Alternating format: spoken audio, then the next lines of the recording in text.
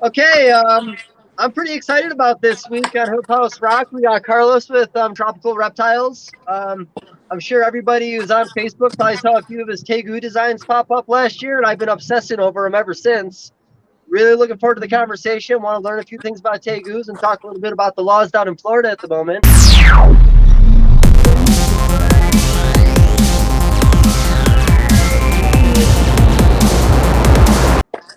Just like every other podcast, Carlos, man, I want to hear about the beginning. What got you into it? Were you flipping stones as a kid? Are Tegus the first thing you bred? I want it all. The whole bread and butter it is, brother. How you doing today? Doing great. Good.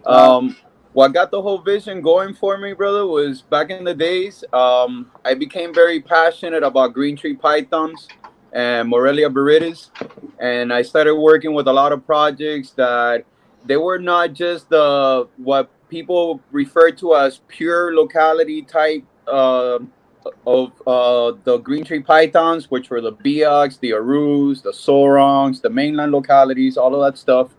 I wanted to divert more from that and go into projects that pioneers like Trooper Walsh and Eugene Bissett were in the head of the game, creating some very unique green tree pythons by not going by what the people were labeling them as locality as wise were, but they were going for the colors, the traits, the visual traits that these animals exhibited, and some of the personality traits that they had, like the way that the animals had, that they were more tame than others, less aggressive. They bred for certain traits and the colors that came with certain traits and designs. So they were the pioneers that, for me, laid the groundwork as far as going off the deep end, going off the basic normal design that people were producing and putting out, and basically going off traits that we were able to see on the animals and being able to produce very unique animals based off those traits. So based on the knowledge, I started with the green tree pythons. I worked with the green tree pythons for many years. I had an extensive collection of green tree pythons. Unfortunately, with the green tree pythons, the nidovirus came around, and with the nidovirus, it wiped out a lot of the captive bred stock that was high end, and that a lot of breeders have worked, like Al Zurich and Trooper Walsh and Marshall Mendez, and a lot of other breeders like Rico Walder and Greg Stevens and so forth, would work on certain genetics and bloodlines like the Lemon Tree line, the Calico line, the True Blue projects, and so forth. That's what got my blood pumping when I was young. I would see those green tree pythons coiled over in trees, and they weren't just like green. I mean, these things were yellow, blue, black, orange. They had all sorts of crazy colors. So to me, seeing these snakes, other than they weren't just a normal laying on a paper towel or laying down snake on a substrate, that it was a snake that was arboreal, and them given these fantastic colors and these traits that they had, and how like they were kind of like taboo, because some people were like, oh, this snake is like a like a view only snake. You can't really touch it. You can't really like interact with it that much because of how delicate they are and so forth. Then that whole like brought like this whole like fascination upon me. Like, I need to create this, and I need to not only create them, but like come up with like more unique colors and come up with more attractive ways to make this snake an even more interesting animal than what it already is. Because that's what we do in captive breeding and in captivity. We take a species and we try to evolutionize the color traits and the behavioral pattern and so forth, so that this species becomes a better animal as far as we know in our captive care, so that we could offer a better animal to the public, a better animal to the world, not only in the way that it handles with you, but also in the way that it displays itself. Like you said, you look at some of the animals and they speak for themselves. We don't have to put a name behind it. We could call it tangerine, we could call it popcorn, we could call it bubble gum, we could call it whatever we want. But the animals, the quality of the animals that we want to put out is what we want to speak for itself. So based on the green tree pythons, that laid my groundwork there. I worked with the green tree pythons for many years, And then, unfortunately, I went through a divorce. I also got rid of my green tree python collection, and I started then working with the ball pythons. But with the ball pythons, while I was working with them, I worked also to evolutionize their looks and to get them ahead of the game and to change the way that they looked ultimately, so that we had a different animal to offer. But I started going back into like all my childhood memories and all of the times that I've spent herping and that I've spent with animals. And I remembered all the bonding experiences that I had with lizards as a whole. Just the way that they think, the way that their thought process is, that they're evolutionized to, like, they kind of like look up at you differently. You know that there's something else behind the screen there. So then, I started restructuring my life and rethinking about what it was that I wanted to pursue for the future. The ball pythons were beautiful. I have nothing against ball pythons. I love the ball pythons. I love how far the breeders have worked to get them thus far. And I know that they're still creating some very extreme colors. But what I noticed was that there was an oversaturation in the market of breeders that were already breeding and putting out the species. So I wanted to go ahead and divert myself into the lizards because of the bond that I had in my childhood with them. And I wanted to create and work with a species that the colors and traits were more unexplored on. So I decided to start working with the tegus.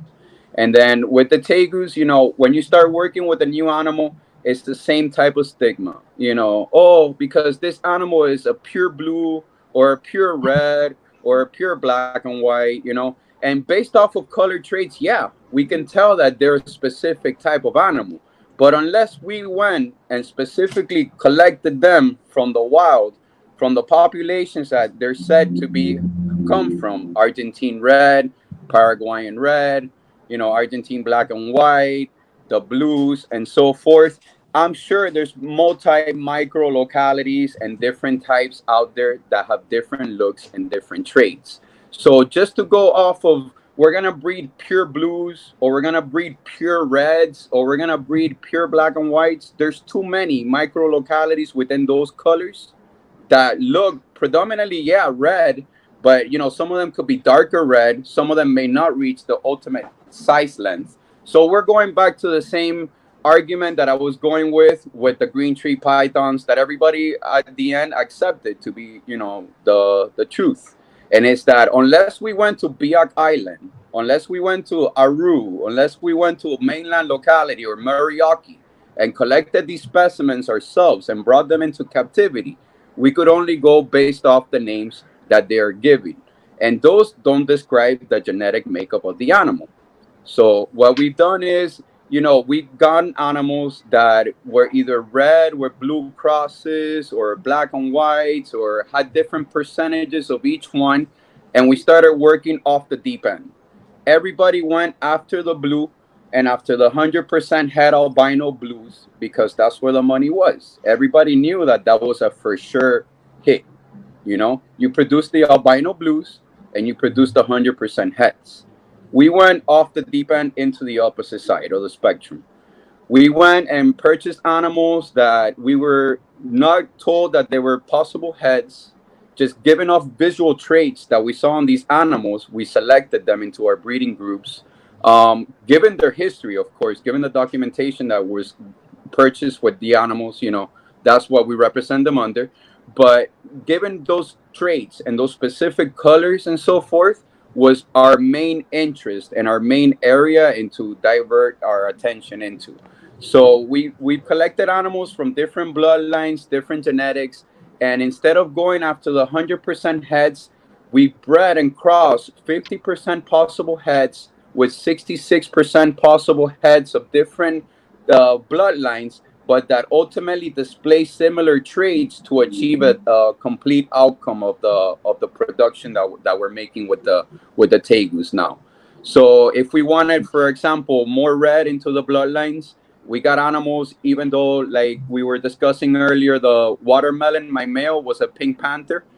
We got him, and the female that we used on that project was a cross with a titanium.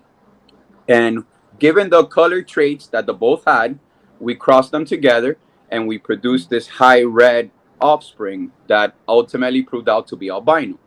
Now, when we got the cool thing is about the Tegus that there's so many hidden gems because there's something new, that there's so much unexplored ground and so much land to be covered with them that it's fantastic. Like it's something that honestly calls my drive. You know, I want to produce different stuff every year. You know, different colors, different looks. If not, at least the percentages to achieve that. You know, the lay the groundwork for somebody to have a stepping stone on which they could go and progress with their projects and create something completely new. So what we've been doing is we've been working with these unique projects, and we've been documenting all the data, and we've been actually proving out some pretty unique stuff. Like last year, we got a Tupinambus rufescens, which is a red tegu, and it was an import. It was one of six that we got in a trade from an importer, and it was based off the visual traits that the animal exhibited. My wife and I looked through over 400 babies, and we picked out six. Out of those six, we sold three because of the market drive for reds at the time. So we wanted to comply with a couple of the sales, and at the same time hold back this stock that we thought was special. That one of those turned out to be a male, and two turned out to be females. Now that male we crossed back to a female, which is a super blue, which is another project that we've been working on. It's a 87.5% blue, 12.5% black and white. So the purpose of the project was to bring red into the super blue projects because the female was 100% het for albino. So we went ahead and crossed the male. Excuse me, guys. We went ahead and crossed the male, which is a pure red that we got from an importer, with this super blue female, which was het for albino. The outcome we thought was just to increase red into our super blue line and have some really big tegus with really unique colors from the extremes that the super blue produces, crossed with the red and so forth. Did I lose you guys? Well, we can hear you. There we go. Now we Sorry, I can lost see. you guys for a second. So we went ahead and crossed them, and it turned out that the female produced albinos from this clutch. So the cool thing is that, you know, the red tegus are labeled Tupinambus rufescens, and the blue, black, and white tegus could be labeled Salvatore Marinae. So obviously, you know, something happened there with the classification of the species, that something hasn't been classified correctly, because we proved that a red het for albino could breed with the other het for albino and create the albinos. And, you know, I held on to the project for a long time, to a lot of the babies. I sold them super cheap, you know, and because a lot of the people were really doubting what our process was and our whole progress. And even though, you know, we had videos documenting everything on Instagram for months before we even had the babies hatched. This is the male, this is the female, you know, videos in our history, all of that stuff.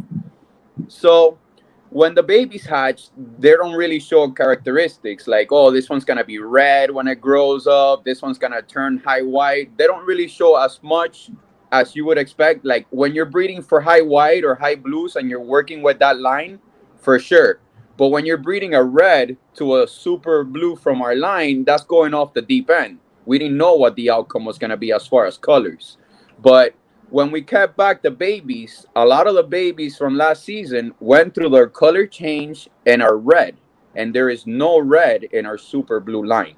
So that just shows you that there is Tupinambus rufescens into the super blue outcross, you know. So it just comes to prove that we were right and that we did cross the Tupinambus rufescens with the Salvatore Marinae and produced albinos. So there's a misclassification within species there. So that's just another cool project, you know, that we've been working on. The Ruby Red line is another cool project. We also experiment with tribrids, but we don't use like exact percentages of tribrids. We work with projects that have already been crossed. So the percentages when we get the actual outcome of the tribrid has different percentages of red to blue to black and white cross in them.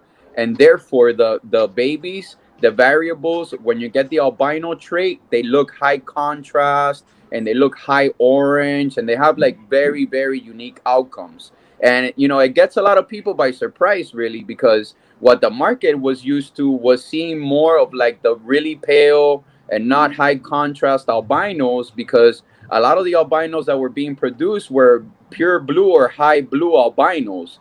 Therefore, them being, more washed out and more of the high white to pale contrast than the other colors that when you cross like the reds and so forth into the lines, bring into the full spectrum. I'll be honest. I'm sure Ben's going to say the same thing. That was a bit confusing. That's a lot to take in. Definitely a lot more to know than I thought there'd be. Go ahead, Ben. I didn't mean to interrupt you on that one. No, no worries, man.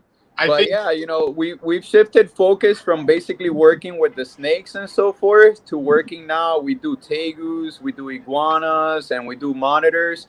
The monitors and the iguanas, the species that we work from those specific genres, the colors on them, there haven't been as produced yet in a wide variety of ranges. So it has more to be explored, more to be achieved on those terms, Gotcha.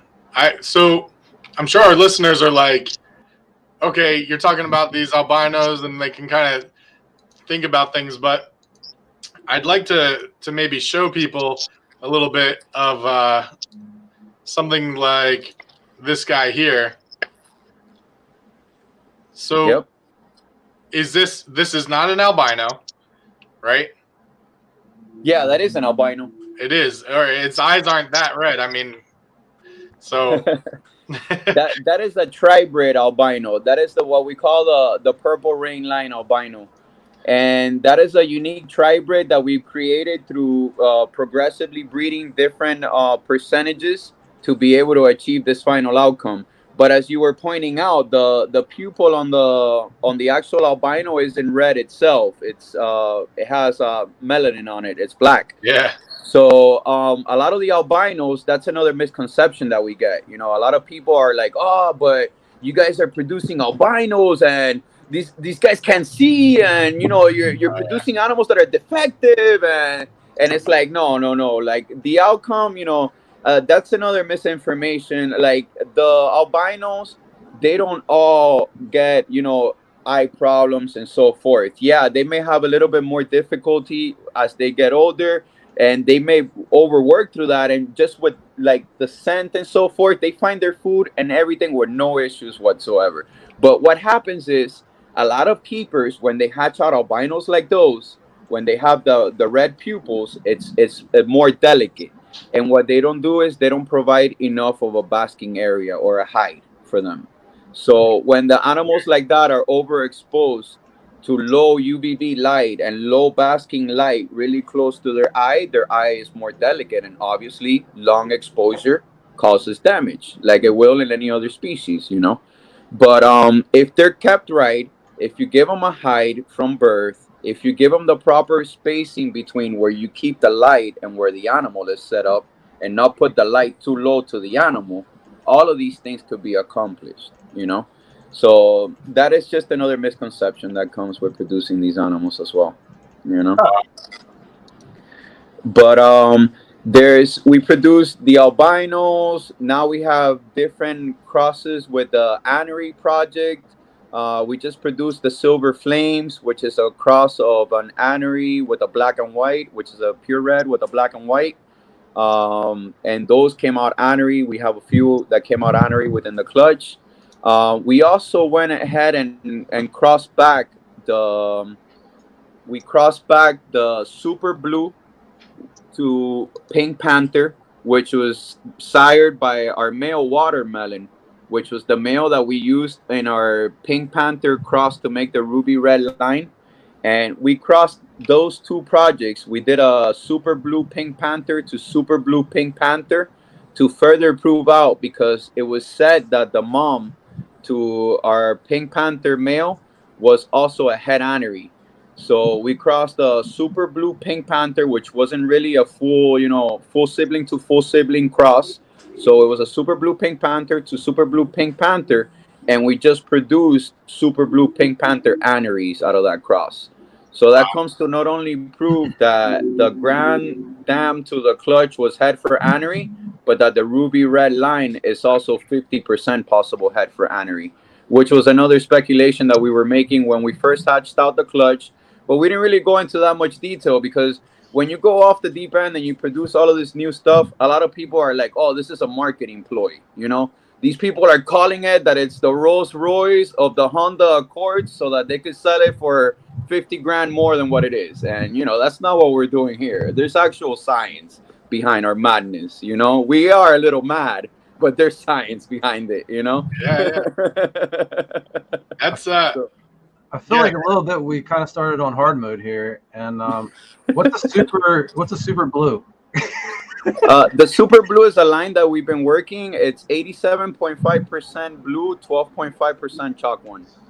And those are like, we named them the super blues because they get the colors and the looks of the blues, but since we incorporated the black and white into the line, they get larger, therefore producing larger clutches, getting larger in size. The females are able to do what the blues aren't able to produce. At the end of the day, the blues drop like maybe 28 egg clutch or something like that. When you're looking at a clutch from a super blue, you could achieve clutches of up to 40 eggs. So when you're looking to achieve certain color traits and certain visual traits, the more you make, the more that you have a chance of creating them. So part of this is crossing different lines, or is it different species, or are you like all of it? It's all together. So we're talking. Yeah, we're not different species, but we're crossing like reds, localities, and blues to reds, and reds to blues that have different percentages crossed already to different blues and different black and whites. So ultimately, what it boils down to, the different line names that you see, is what the different percentages that are going to each line are made up of. Because if you get like the super blue and you breed that to a red, then the ultimate baby of that will be the 50% genetic makeup of that super blue and the 50% genetic makeup of the red. So you're basically creating a brand new genetic, material out of the cross. So they're different subspecies, right? Well, that's the thing, that they're named different subspecies, but like I was saying, with the whole super blue to red project, it just seems that they're just different localities within the same species to me. Okay. That is my personal opinion. We're labeled the crazy, so this is just based off of our observation and based off of our breeding attempts here and what we've seen through over 8 years of working with these animals already. So it's been a lot of process, it's been a lot of progress, but we were also in the beginning trying to achieve more because of the same mentality of the pure blues, the pure reds and stuff like that. But we just decided it's time to make some new stuff. It's time to make it interesting, and there's no other way to make it interesting than adding either the different colors by crossing blue to the reds and so forth, or taking the product of what somebody else has already crossed and has made different percentages of, which could be possible heads, and crossing it with your own genetic stock, which are already different percentages and are possible heads, and therefore achieving like more success in those projects. The animals that we started working with, some of them had just minimal color characteristics on them, like just minimal orange, minimal purple to them. A lot of them just had like blues here and there. Not even gonna lie, they weren't like, oh wow, but like through generations of us breeding them and trying to achieve these genetic traits on them and these color traits, we've actually gotten to the point that if we say that this is an F3 super blue, you're gonna see blue in the animal. You know, it's gonna be if we say that it's a purple rain line, we could guarantee certain color traits in the pause heads. We could guarantee certain color traits, contrast in the albinos because of the success that we've had already working with these lines for 2 and 3 years in a row. So this isn't just like, you know, a lucky move. We hit on something, we're running wild with it, and you know the bush is burning because of it. You know, it's like we've worked, we put in our efforts in order to expand and get these lines to the point that they are today. And how quickly, when somebody has a baby tegu, how quickly can that breed as a male, and how quickly could it breed as a female? It depends on the way that people grow it, the lighting that they use. Different people use different techniques. Different keepers, before they sell it to customers, keep them differently. There's something like keeping the animals attractive to the market. So some people will keep the animal at low basking light and give it low nutrition in order for it to be at an attractive handheld pet size for the trade. We here at Tropical Reptiles, we breed every animal like if we're gonna go ahead and breed them in the future. So we get animals that could become sexually active from 8 to 10 months of age, and we have lines that the animals don't become sexually active until they're like 16, 18 months of age.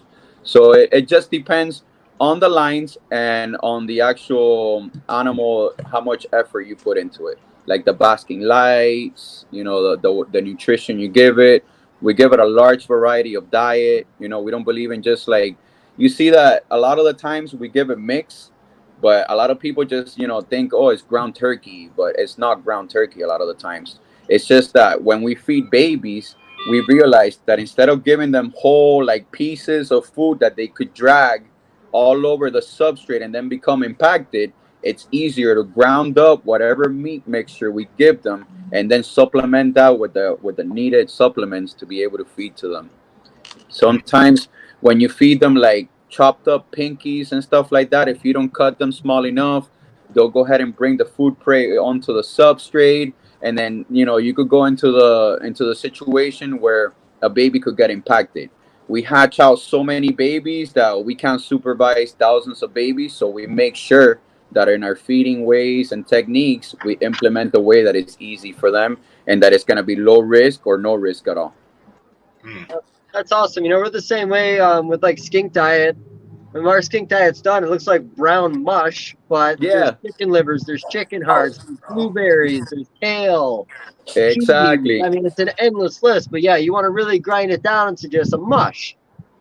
Exactly. So yeah, Nah, dude, and when you put like the Repashy Calcium Plus, that powder on it, it makes the meat look like green. And people sometimes DM me like, "Hey, are you feeding old meat?" And I'm like, "Dude, no. There's like supplements in that. You know, there's a mixture.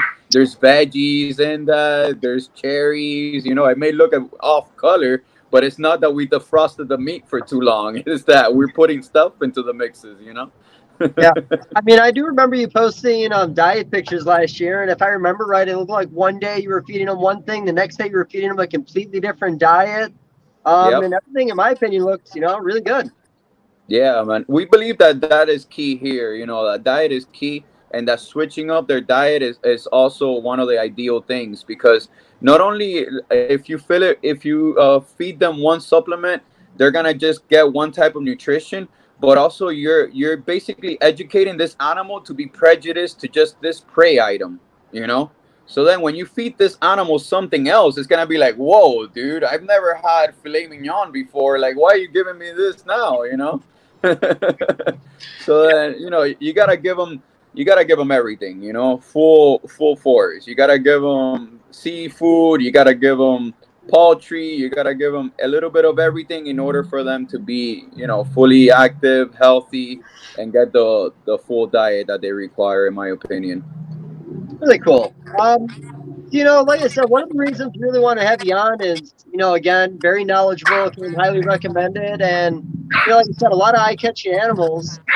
What I'm trying to get at when I'm saying all this, though, is just I believe that the Tegu market has some real potential. I know everything going on in Florida is kind of a negative, but you Mhm. guys now trying to find a customer base more out of your area is going to give, Correct. not give more people an opportunity, but, you're going to be going after a different customer base now. Correct. In Well, your to give you, opinion, oh, what's that? I'm sorry to interrupt you, brother. Oh no, you're okay, bud. In your opinion, because I know there's been a lot of, I know it's a completely different species, but people who try to breed like iguanas in the north and have failed at it. It seems like once you get past Georgia or Louisiana, it's almost impossible. Yeah. Are there many tegu breeders in the north that we should know about that are doing these indoors successfully, or is this a species that just does well in Florida and we're all fucked? To be honest with you, they do good indoors. You just have to like dial in certain needs that they have. You could even get them to breed in off season when you keep them indoors, because indoor you can manipulate the temperature in the way that they're kept. But this is an animal species that ultimately benefits more, even if you get the Sunray 15,000 Terminator UVB bulb that, make sure it gets all the spectrums into your lizard. This is an animal that needs to be under sunlight. Just like iguanas, just like the monitors. The most benefit they're gonna get out of everything is direct sunlight, is natural habitat. You don't see them shed the same when you keep them indoors. Yeah, you can mist them extra. You can simulate nature as much as you want, but ultimately, I feel like this is a species to be kept outdoors, honestly. And Florida is just prime habitat for them. But I'm gonna talk about another subject, if you don't mind, Nope, and go that ahead. is the wild population of tegus here in South Florida.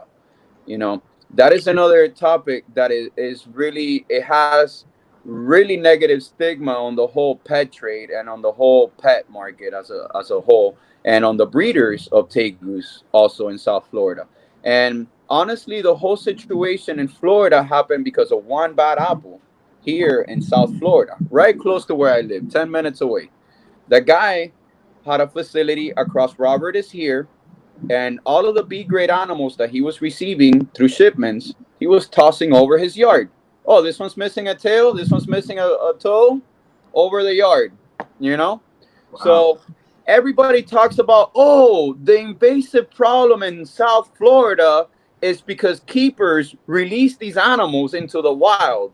And it's like, look, if I am a keeper and I release one animal in a section of South Florida, and another keeper happens to release another animal in another section of South Florida, what are the odds? Number one, that they're different sexes. Number two, that they're gonna travel miles and find each other. Mhm. Number three, that they're gonna be sexually compatible with each other. Okay.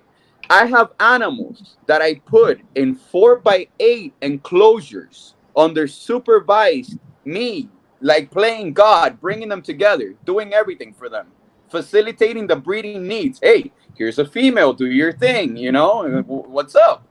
And they're not compatible with each other.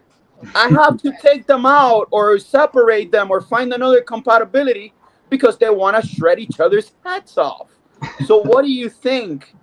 That, bro, this is such a far-fetched idea that a wild tegu that a keeper let go and another breeder or keeper let go, found each other and made a population out here in South Florida is as far-fetched as you could possibly get, bro. Okay. Not only that, I've been working trapping tegus for the past 6 years here in South Florida. For the past 3 years, I've been working gathering data, latitude, longitude. This is where it was found. This is the sex. This is the conditions. These are my comments. Was it gravid? The colors, everything on these tegus. Okay.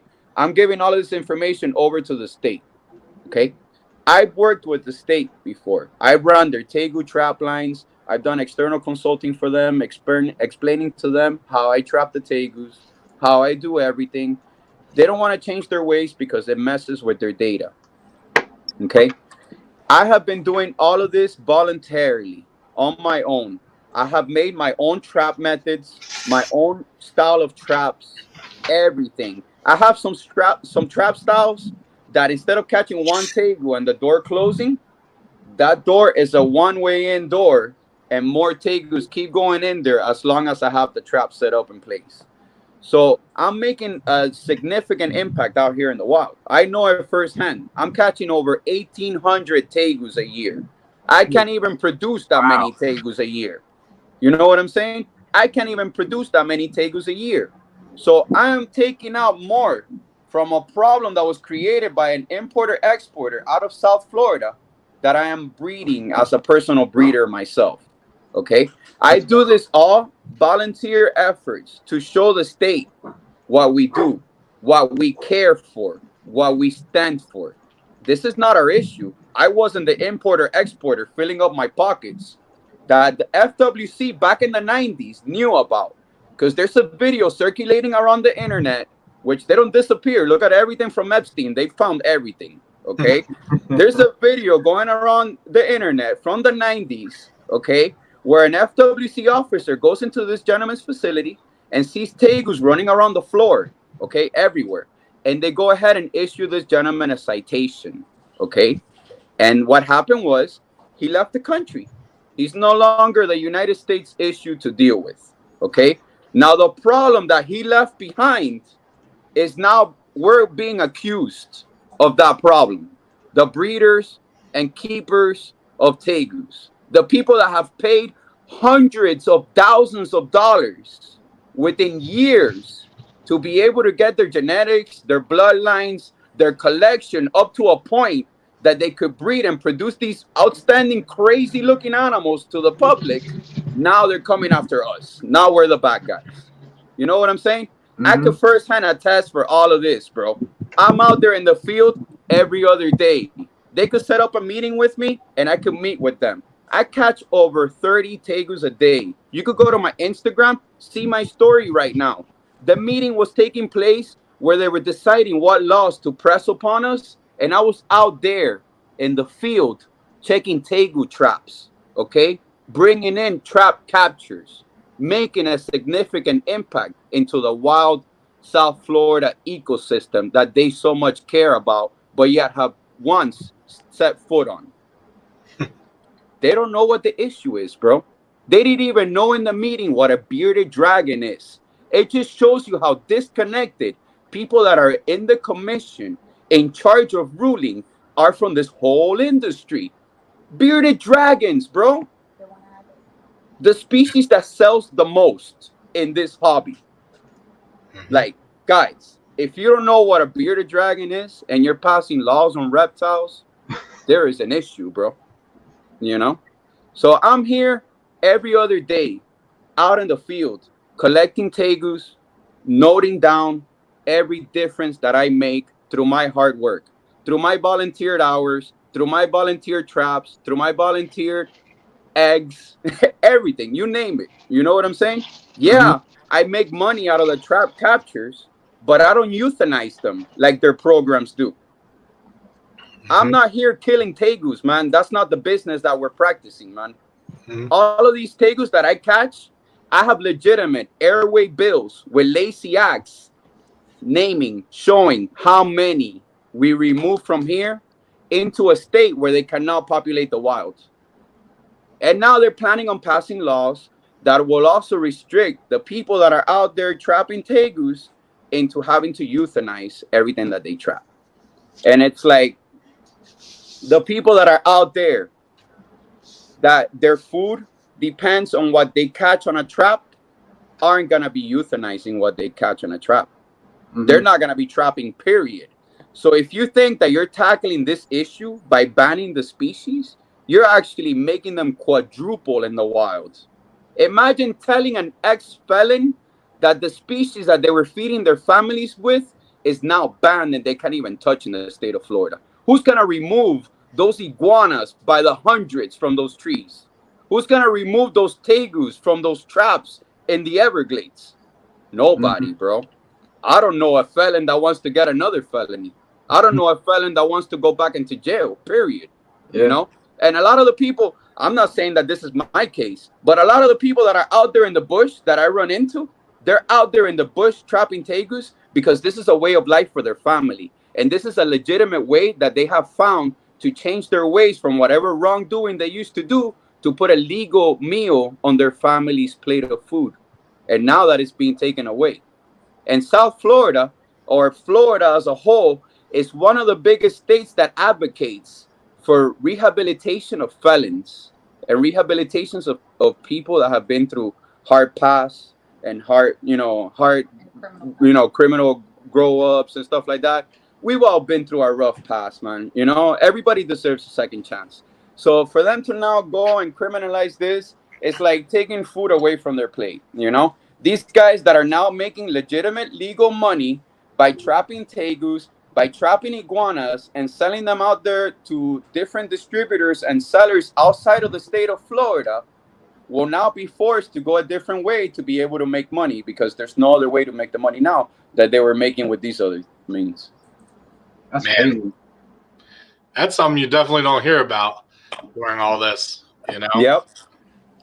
And then the other end of the spectrum is, they're saying that iguanas are responsible for damaging the levees and the infrastructure of buildings and so forth. And we all know green iguanas, guys. Green iguanas can be tough, but green iguanas are not Godzilla. They're not responsible for breaking through concrete to build their burrows and their nest sites. What happened here was, I run into these guys all the time out in the field, because where I go, in some of the areas that I go trap tegus, there's levees that have holes on them. So guess who's out there taking notes on these holes?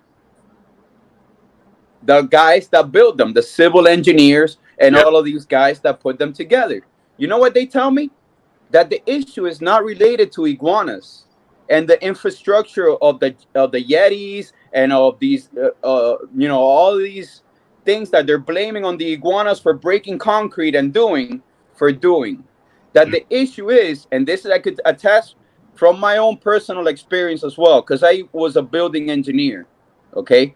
This is because they lacked doing preventive maintenance to these infrastructures. So when these infrastructures have a weak point or a fragile point in which the iguanas can exploit and get into a crack and make the crack bigger in order to build a nest or a burrow and build their nest, of course the iguanas are going to go into those cracks and those holes. But the iguanas are not responsible for making those holes, guys. If they would have done preventive maintenance on all of these infrastructures, they wouldn't have had those issues to deal with. But it's very easy when you're blowing the budget off on another subject or on another area, like, refinancing your 30-year mortgage or adding more floors to your house, than saying that the iguanas are responsible for something that you overlooked for years when you were using the budget or misusing the budget, So now the iguanas are also the evil ones to blame, and the pet trade and all of us that keep reptiles and so forth, which is illogical and a far-fetched idea.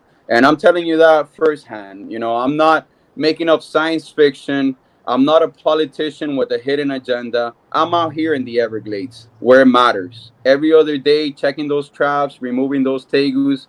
I not only breed them, I'm very conscious about the natural ecosystem here. I want, when my kids grow up, I want them to be able to see natural species from the state of Florida out in their natural habitat. That is the end game here. That is the purpose of putting in all of these efforts.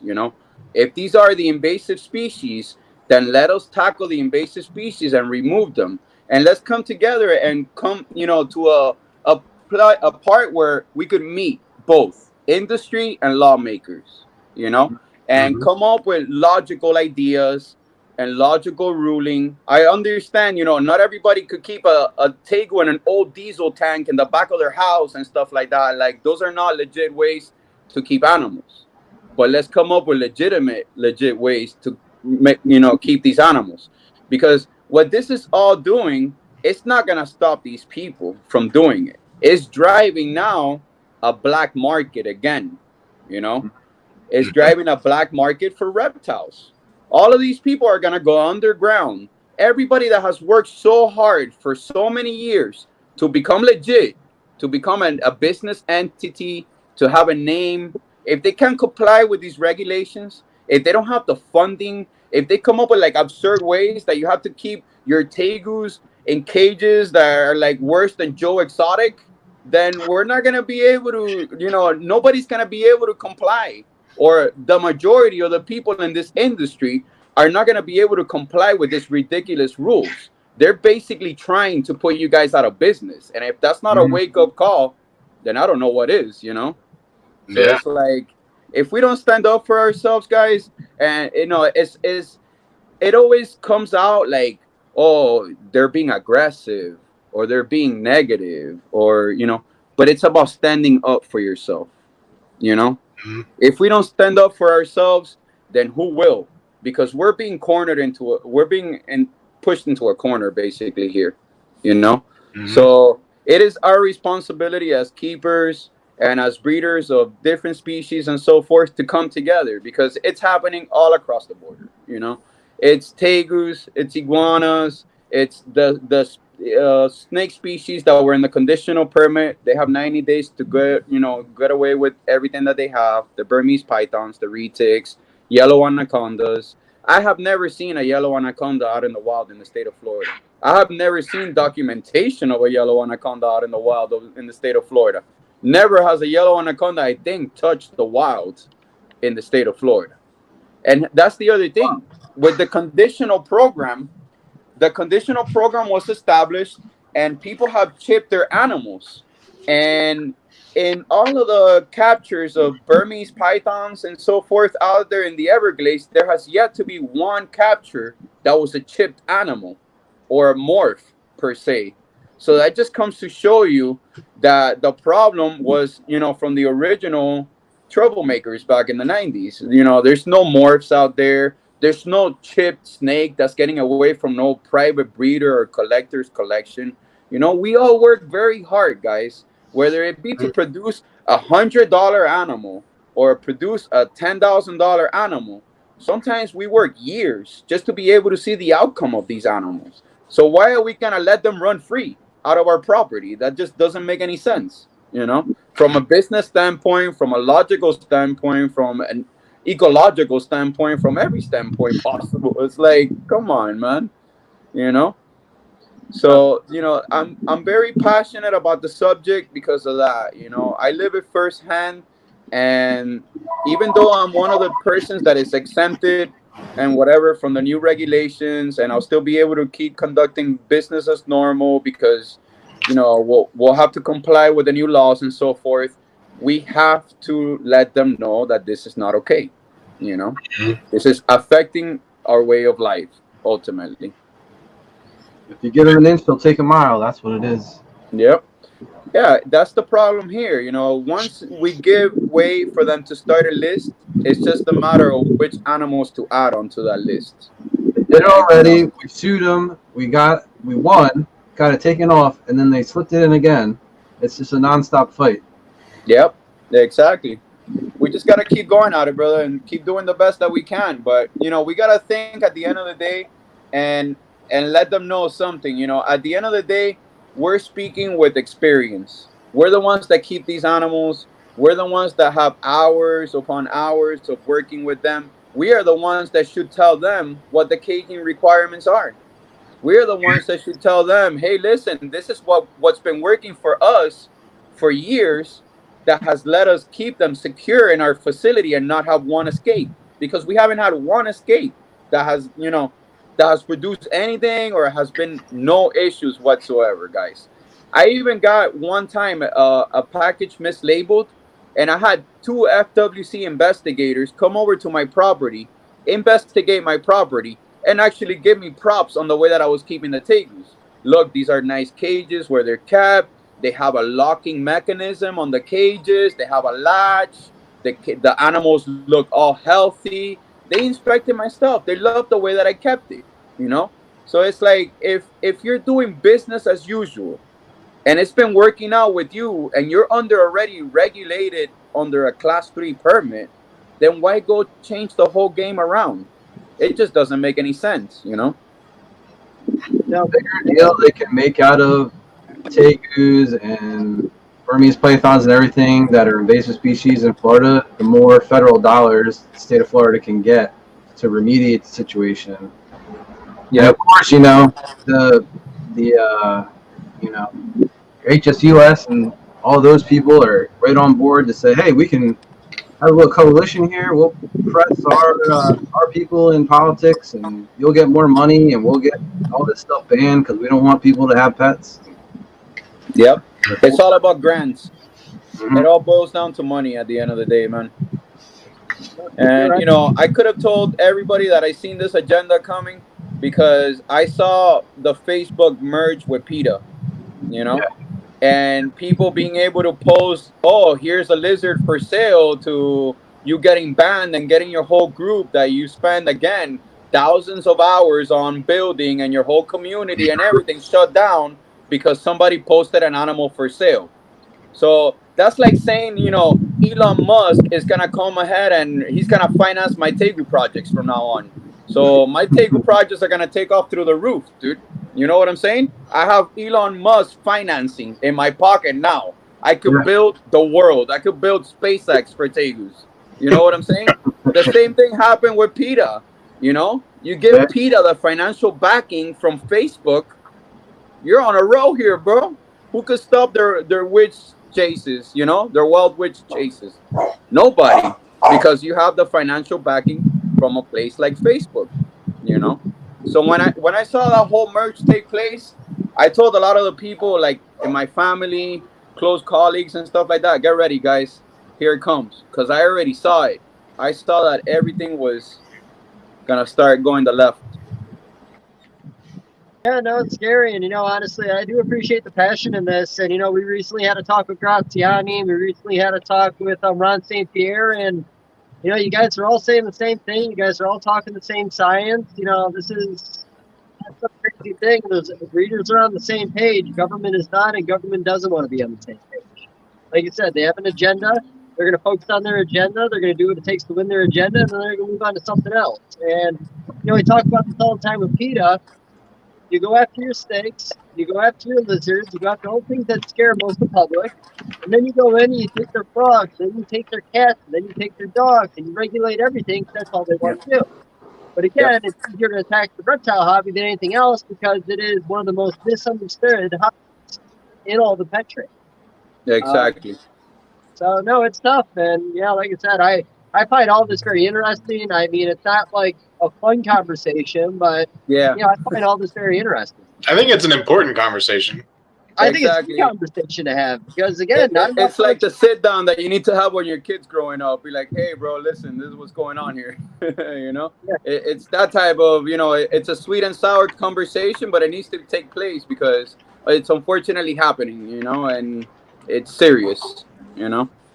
So when it comes down to our laws and something that we worked years to establish and stuff like that, you know, a lot of us had to work all the way from breeding one or two of these animals and starting from scratch to be able to get to the point that we're in.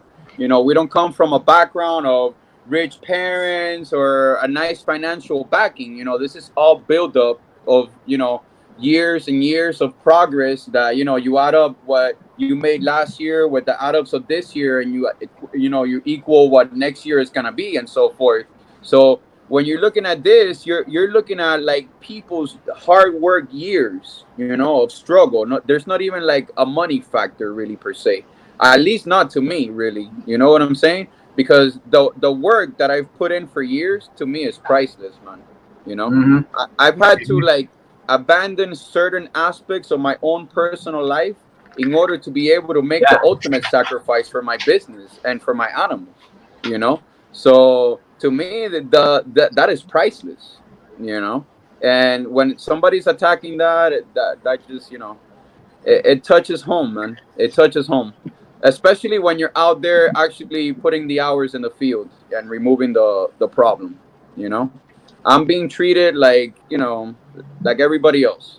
I'm being left out in the dark, you know. People reach out to me because they know that I do this, that I trap the tegus, that I provide my data, and they start to have like a negative stigma about me. Like maybe the data that I'm contributing or something like that has to do with these laws being passed. But it's like, no, it is the contrary. We're trying to show everybody that our efforts are trying to make a difference where it actually matters. You know? And we could attest to the fact, I mean, the wife and I have spreadsheets. We have locations where the tegus that we caught throughout the years have diminished to the point that we don't catch as many tegus as we were catching 2-3 years ago. So it shows that we're making a significant impact into the wild populations, You know, we're just not on a wild goose chase here, and you know, whatever happens, happens. No, we're keeping documentation, and we actually have a track record of doing this for many years on a row already. You know, because a lot of people, they think, oh, bro, we're gonna take a road trip down to Florida. We're gonna rent an RV, and right there by the Keys entrance, we're gonna pull over to the RV park, and we're gonna trap 10, 18, 25 tegus and go home. No, man. These are like hours of doing research, days, finding out where these like specific micro localities within the South Florida pocket are, where they can still be targeted and removed from the wild. So even this has its own science behind it, you know? It's not just like, oh, we're gonna drive down to Florida and square up on some tegus right quick. Yeah. How far north do tegus usually, have you been hearing of them going in Florida? Here is basically just South Florida, just the South Florida area. Now there was rumors that there was a reptile company that released a population, you know, just like there is in every other thing, guys. There's responsible gun owners and there's irresponsible gun owners, you know. So it's the same thing with reptiles. You know, it's nothing to go and freak out and say, you know, all of us are doing it. But there's people that have malicious intent, you know. And there's a thing called reptile farming. And it happens with chameleon lizards, and it happens with a bunch of other invasive species. And what happens is malicious people with the wrong intent in their mind will go ahead and attempt to create little micro localities of certain species within a range area of where they live by. So there's been rumors about areas up in Broward where there's tegus out and so forth. I could personally say I have never caught a tegu further than the South Florida pocket that we trap in. I've never, in the 6 years of my experience, caught a tegu out of that pocket range. And within those 6 years, I have never caught a red tegu. I have never caught a blue tegu. I have never caught anything but variations of the black and white tegus. So it's like, you know, if it was the pet trade that was responsible for this, like we were saying with the snakes and the morphs and so forth, you would see out there red tegus, blue tegus, and the blue impact on the tegus is very easy to distinguish because they get a burnt nose, like a burnt tip to the snout. So if there's ever a blue cross or a blue distinguishable tegu out there, you'll be able to tell, you know, hey, that one is different from the rest of the other black and whites and so forth. So that just comes to show you, you know, it's all related right back to that bad apple from the 90s, you know. I've also heard that there's been people like in Georgia that they now found a population of tegus out there. This is all like word of mouth, but in Georgia, you know, even though that they do have an established population of tegus up there, that had to have been somebody maliciously intent, you know, to start a tegu farm up there, which is just insane because with the cold temperatures that they get during the winters, it is, you know, they're gonna get one real cold winter and those tegus are gonna be done, you know. Because that's another thing, like the prime habitat for the tegus and the iguanas, they can't live certain, you know, past a certain part in Florida per se, you know, not out in the wild at least. Whenever we get a cold snap, we get iguanas dropping off the trees by the hundreds here, you know. But they don't make that a public statement, you know. They don't also make a public statement that there's now hunters going around our public parks, our public areas, shooting iguanas because iguana meat is the new thing now. So there's people out there going out on their own crusades and basically shooting iguanas because iguana meat is a delicacy now, you know. So there's like so many different variables, guys. You know, like we were talking about, the cold snaps is another thing. Whenever we see tegus out in the wild, you know, the nest sites, you know, these animals do lay a large amount of eggs, but not all of them make it. Not all of the eggs make it here in captivity, you know, even though that we've given them every basic need that they need, temperature, humidity, etc. Not all of those eggs make it, you know. And then there's also myths that they're spreading as well. Like, for example, they were saying that the tegus are now responsible for eating sea turtle nests. That they're going and like burrowing up sea turtle nest sites and eating sea turtles. I haven't seen one single picture, one single video, one single camera footage. Even though they have game cameras of every angle of every different tegu out there, doing every single type of dance and everything. Never seen a video of a tegu eating a turtle in my life. Man. Hold on. Unmuted myself. Fucking windy over here today. Yeah. So, the toughest thing about this, and, from so like I'm in a new area. I live out in the country in the middle of nowhere in Missouri. And I go to my local feed store, and I got a bunch of locals there hanging out, drinking beer, and doing whatever they're doing. And they all call me the snake guy. I'm the snake guy. And they all talk about Discovery Channel and all the invasive species and how the Burmese pythons are migrating up to Ohio and this, that, and the other thing. All misinformation. I take a minute and tell them that they're wrong and give them a nice little science behind why they're wrong and try not to be insulting. But in those conversations, the problem is, like what you're saying, how do we truly educate? Because I have not really seen us do anything outside of educating the community on this topic. Like, there's no TV show that this is talked on. There's nothing out there other than us telling other reptile guys they already fucking know what's going on. So I don't know what's going to take to bridge the gap. But literally, I feel like anyone I tell them a snake person to, they all talk about Burmese pythons in Florida. They all want to talk about Burmese pythons in Florida. It seems like it's a one-way street. It's just going over the negative stigma over and over. I have the same experience here. Wherever I go, and the funny thing is, the most invasive lizard here in South Florida is the red-headed agama. Okay. Yeah. Everybody that I speak to, from my accountant all the way up to the person that cleans the pools per se or whatever, they're all like, "Oh man, you're the lizard guy? Man, there's this lizard that is like orange and blue, and bro, what the hell is that? Like, it's all over the place down here." And they all say the same thing. They all see the red-headed agama everywhere.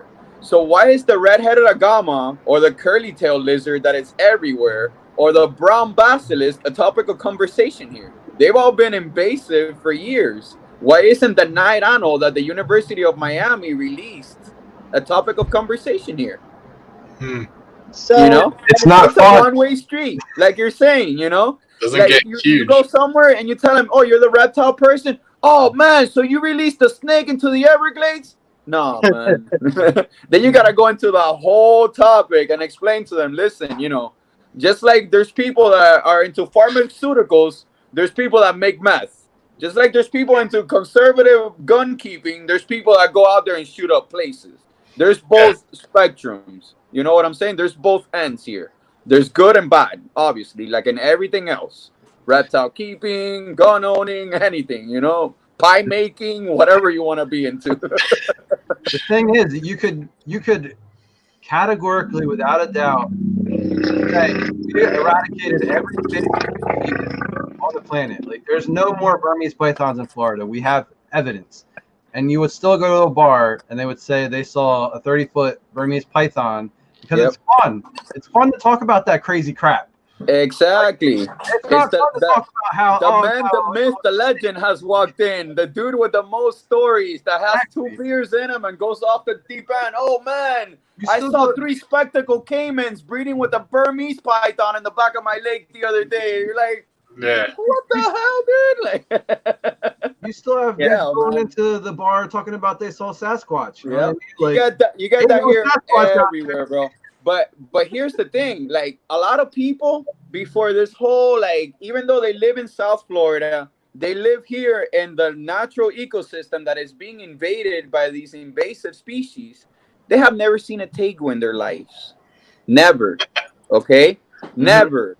So now you're putting negative stigma into their head. The tegu is fucking Godzilla. It's coming off the deep end. It's going to eat all my farm goods. You know what I'm saying? It's going to climb up the trees, chew up my papayas, is going to come over here and eat all the chickens I've been growing. Oh, man, this lizard needs to be, it's eating baby turtles. Baby turtles just thought it was Sam. Like, we saw a documentary and Discovery and this fucking thing's eating it. We got to eradicate it.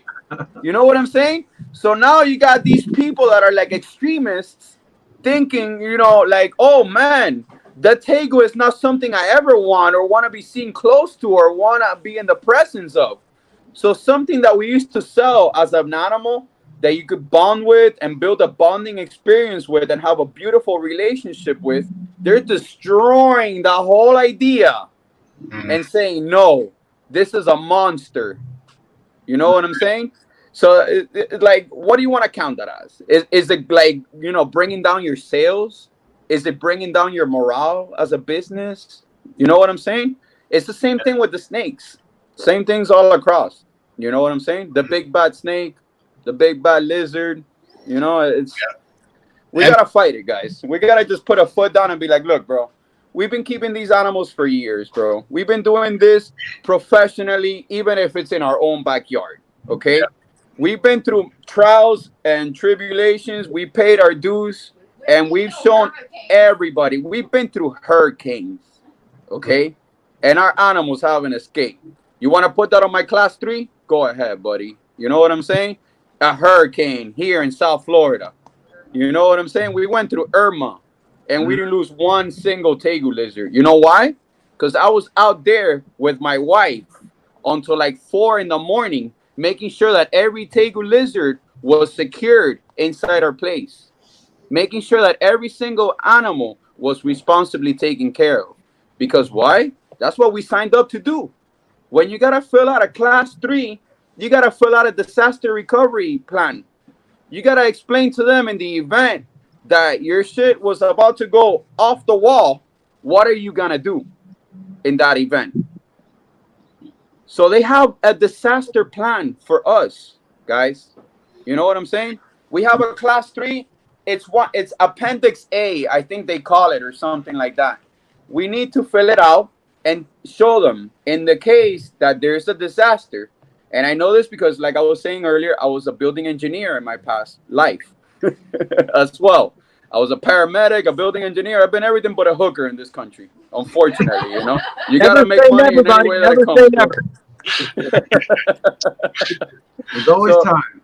Yes, sir. It's like that, man. If tegus go south, we'll start a fans-only site with the tegus in it. So I'm shaming the game, buddy. So, along with what you guys are saying, what Dave was talking about like educating the masses, the reason that doesn't really work is because of the platform that you want to be able to reach the most people. The people that control those platforms know that history of TV or radio or whatever, any major platform, people don't want real education. They want drama and suspense. They want fear. They want entertainment. Right. The business is entertainment, and what entertains the customers is the sight of blood. Never forget that, brother. That is very there's a lot of thought into that. So the thing is also that, and the other view, what I was explaining to you guys earlier, is when you stand up against the system, you're viewed as negative. You're viewed as this person is rebellious, is conflictive, is aggressive. And, when they're coming after your livelihood, let's say they're coming after your Senate chair. You know what I'm saying? Are you going to be worried? I think so. You know what I'm saying? They're coming after your livelihood. They're coming after your PhDs or your law degrees or so forth. Are you going to be worried? I think so. You know what I'm saying? Are they going to revoke your law to practice? You know what I'm saying? Your right to practice? That's what it comes down to here. They're revoking our rights to practice. My right to practice is to breed reptiles, okay? It is something that I've been doing for years. Why? Because I don't want to bring coffee to my boss every morning and tell him, hey, is it hot enough? You know what I'm saying? Are your balls cold enough in these AC regulated thermostat that I set up for you? Yes, no, yes, no. I don't want to be that guy.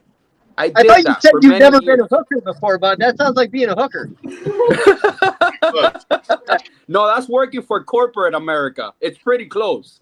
Oh, so I'm already a hooker. I got you. Bro, so listen, I didn't want to be that guy. I did that for many years, okay? I worked for people with power, you know what I'm saying, for many years, okay?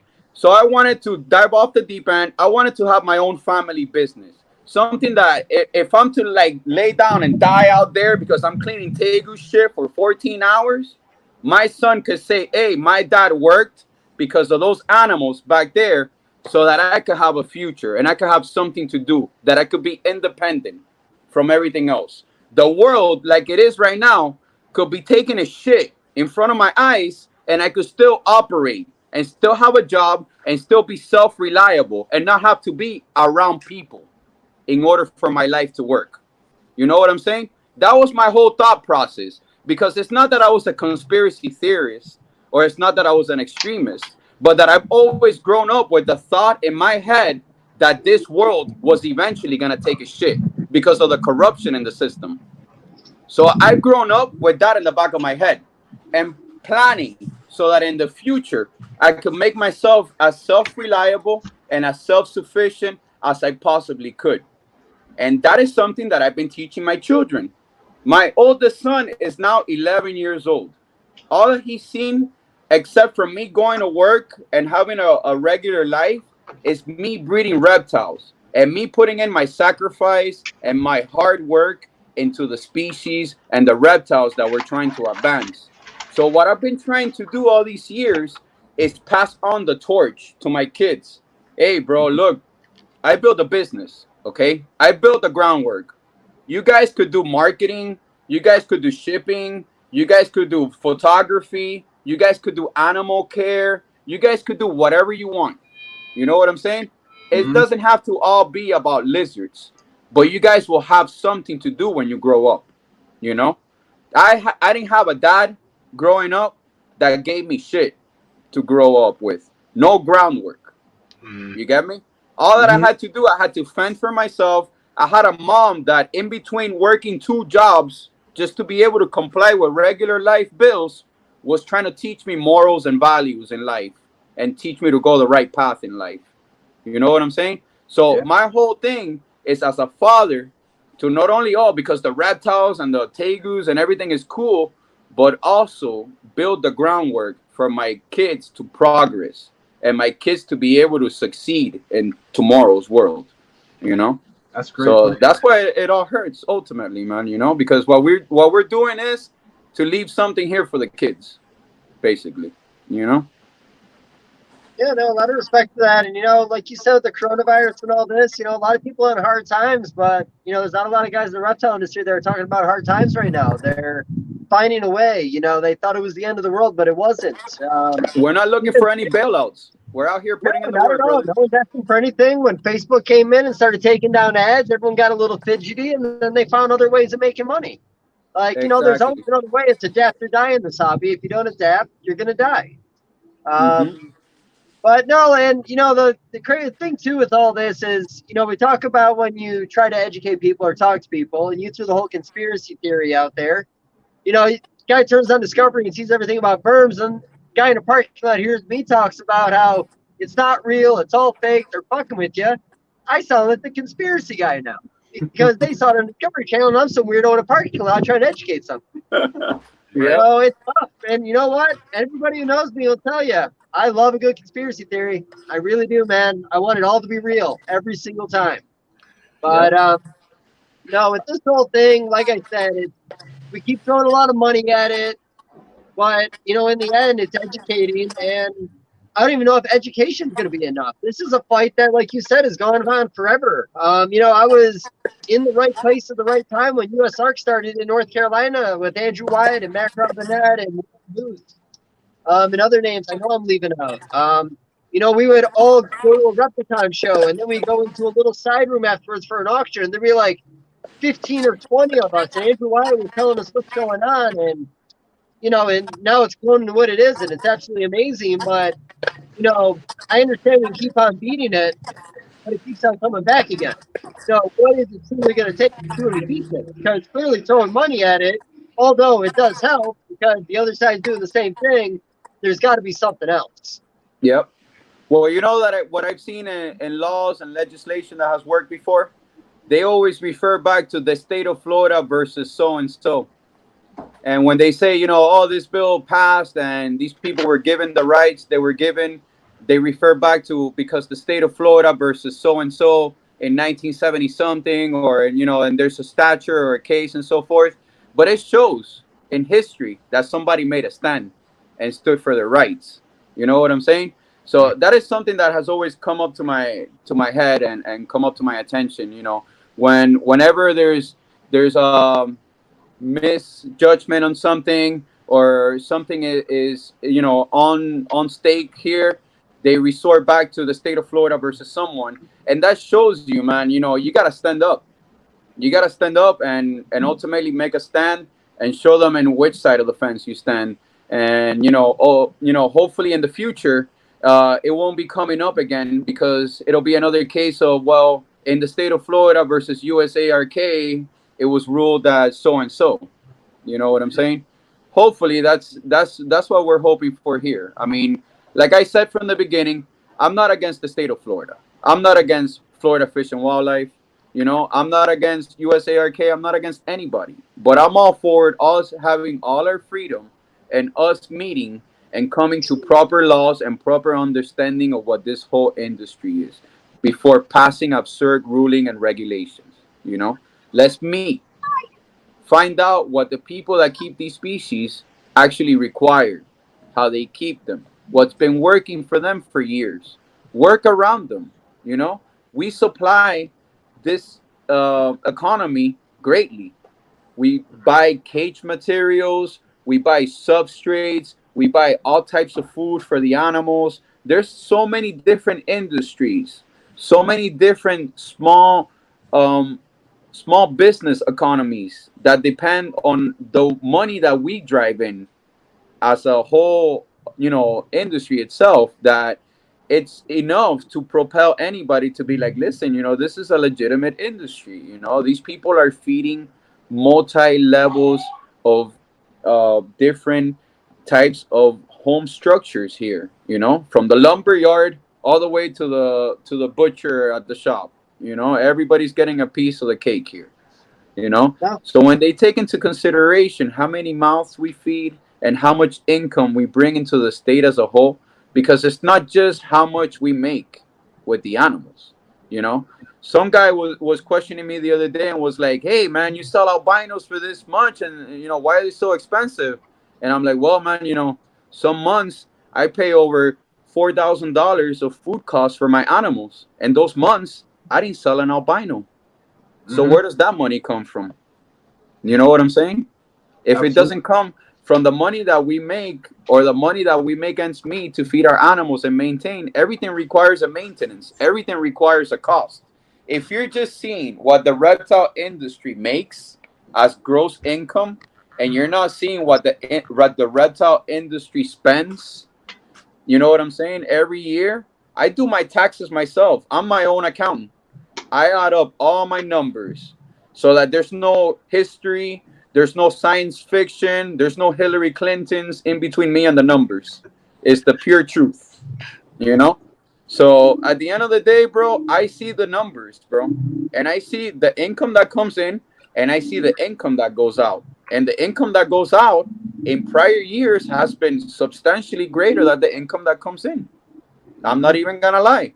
And what did we do in those years? Like you said, we didn't ask the industry, like the banks, for no bailouts.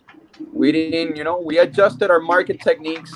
We adjusted the ways that we approach our business and so forth to be able to keep going and keep producing to the level that we have, you know. We're not here asking, you know, for money or grants to be able to do this. We're just asking to be left alone and at peace to be able to do business as usual. That's it, you know? Yeah, I think it was Graziani that was saying a few weeks ago, and I hope I'm not mixing him up with Ron, but going in and just saying you can't do anything anymore versus putting regulations in place to allow you to do it, but you have to follow a certain set of rules. That's the biggest problem right now. You know, I was actually thinking about this past week. I wonder if there's any other countries that are dealing with what we do right now. Like, is there anywhere in Europe that has a bunch of invasive United States species running amok or anything crazy like that? I don't know. Is there a sound? Something going on up there, guys? Why is everyone looking up? No, I was thinking. Oh, that's what you think? Well, why are you The guys wife thinking was just about naming countries that are passing absurd laws off the chart here, but she's off the deep end. But, you know, like Europe, you know, based on the size of your animal, you're required to have a certain size cage. Yep. We don't have that here. Not only that, in Germany, I just got videos because I have never microchipped a tegu in my life, and now I have to microchip over 300 tegus. So I got some videos because in Germany it has been a regulation for them for years that they have to chip all their animals. So I got videos from a breeder out there in Germany that has microchipped their tegus. You know, and even though that's a costly expense, that's not something that I'm against. You know, microchipping the animals that we keep is ultimately something that has been in the back of our head because it shows that we're responsible and responsibility behind them. And that's okay to do. But it's the way that the aggressiveness that the whole regulation approach is being passed down that is not okay. You know, like the whole you have 90 days to comply with certain laws, and those laws require like you reconstructing your whole facility because now you have to change cage sizes and then putting a perimeter fence around your facility. Like some of these requirements are meant to drive personal and private business owners out of business. Mm-hmm. That is the only purpose that you could see logically behind some of these things, you know, and that is the reason why we're trying to take a stand more for it, you know, because it just sounds illogical, you know. It doesn't sound like something that makes sense. No, I agree. And, you know, I think I remember back in the day, like one thing and everyone in the hobby was saying, if you give $1 to PETA, you're just giving them $1 to take away your animals. Like you're just giving them money to go after you whenever they want. You know, the reality is PETA breed cats, they breed dogs. And you know what? If down the line they regulate this enough, they'll start breeding reptiles and then take it away from us. We can't do it. Yep. And I don't even know what it was because I haven't read the article, but you guys probably know being from New Jersey. What's going on in New York right now with pet stores not being allowed to sell dogs and cats or animals in general? I saw pop up. Well, I saw that in California they're no longer allowed to sell dogs. Like there's no longer allowed to have pup stores or anything like that. Everything has to be what do you call it? Adopted, basically. So it's basically just driving a black market for these animals now, man. You know, when you're past such strict regulations, you got to think about something. You know, not everybody goes to. I keep making the same example, but it's the most logical thing that anybody and the most easiest thing that you could think about. Okay, when you purchase a weapon, not everybody goes and fills out the paperwork to purchase a weapon. You know, some people may purchase a weapon in the black market. The same thing goes with reptiles. When you get reptiles, some people go through the process of registering their animals and having their animals legally, and some people go through the process of just having their animals on the down low in the black market, basically, you know. So what happens is those people don't really follow laws and regulations. The people that go for the black market items, they never did to begin with. If not, they weren't going for the black market. They would be trying to legally establish their product or whatever they're trying to do. So these are people that even if you pass laws that say, oh, tegus are banned or iguanas are banned or now you can't keep guns, they're still going to do it. Yeah. You're still going to do it, bro. Just because there's a law in place doesn't mean they're not going to do it. That all of a sudden, all of the tegus and iguanas are going to diminish off the face of the earth. You're just driving a black market now. And that's why we've been working for years to steer away from. So you're putting all of these years of hard work that have gone into the Class 3 regulations and lawmaking to already be civil enough to have these animals and have an inventory and have them listed legally. You're going now and telling these people, no, no, no, no, no, you can no longer have them. You know, it's changing things, bro. And it's changing things negatively. And I wish that those people that are very narrow-minded could see the negative impact that it's creating. Because even from a lawmaker standpoint, or even from like a state commissioner standpoint, it doesn't make any sense. Because by you banning the species, you're going to make them quadruple within 2 years. There's not going to be anybody out there with a personal drive to catch these animals. Imagine being off the deep end in a dirt road close to the Everglades and having an FWC truck roll up on you and you have 10 tegus bagged in the back of your truck already. How's that going to look for you, bro? And you got a past record on top of that. Yeah. You know what I'm saying, dude? There's not going to be anybody trapping and doing all this free labor that we're doing for the state no longer. All of that is going to disappear. All that you're going to get stuck with are state programs that run trap lines from Tuesdays through Thursdays. That's all there's going to be. No more volunteer removal services. All gone. I just looked up real quick what Dave, you just said. They just passed the law 2 days ago in New York. The whole state of New York, you're not allowed to sell cats, dogs, or rabbits in pet stores anymore. Oh my God. Only rescues. Yep. Yeah, only rescues. Now, here's the thing, too. I'm very observant to certain things, like you guys are saying, right? When I saw the list of the places that are exempt to sell animals in the state of Florida, guess who one of those pet stores is? Petco, all of those stores are still listed there as exempt to sell tegus and iguanas in the state of Florida. So what does that mean? Who are they going to get their supplies from if we're all going to be banned from doing this? Yeah. Again, without Florida, there's no iguanas and there's no tegus in the market whatsoever. Some in Texas. That's what you were talking about. Unless PETA has a breeding facility where they're trying to take over the iguana and tegu market to be able to supply the need that Petco's and all those stores have, where are they going to get their supplies from? Because now the importation is also closed. So now you're talking about over 30,000 tegus that used to come into the United States that are no longer going to be supplied into the market. Oh, you're right. And like you said, I don't know what the answer is personally. I mean, I enjoy the conversations. I like trying to pay attention to it, but I generally don't have an answer. I don't know if anybody really does. Yep. Yeah. I will say this would be a good moment to plug USARK. I mean, if you're not a I mean, and there's USARK Florida too. Yeah, so I'd love to have Goss on here sometime. I'd love to have a round table with a few good voices on here. Honestly, man, I love hearing from you. You're fucking passionate. You're educated. You're the people I want to talk to about this kind of stuff.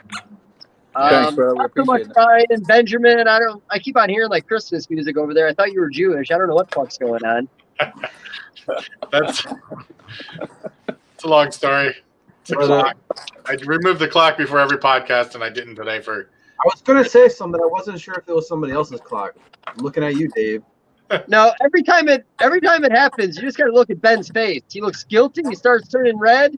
It's definitely Ben. And I mute my microphone. Yeah. No, it takes a moment. Yeah. So, if somebody's still listening to the podcast at this point, an hour and a half in, and they still think it's a great idea to keep and breed tegus, what would you be recommending on how to keep and breed tegus? I want to hear some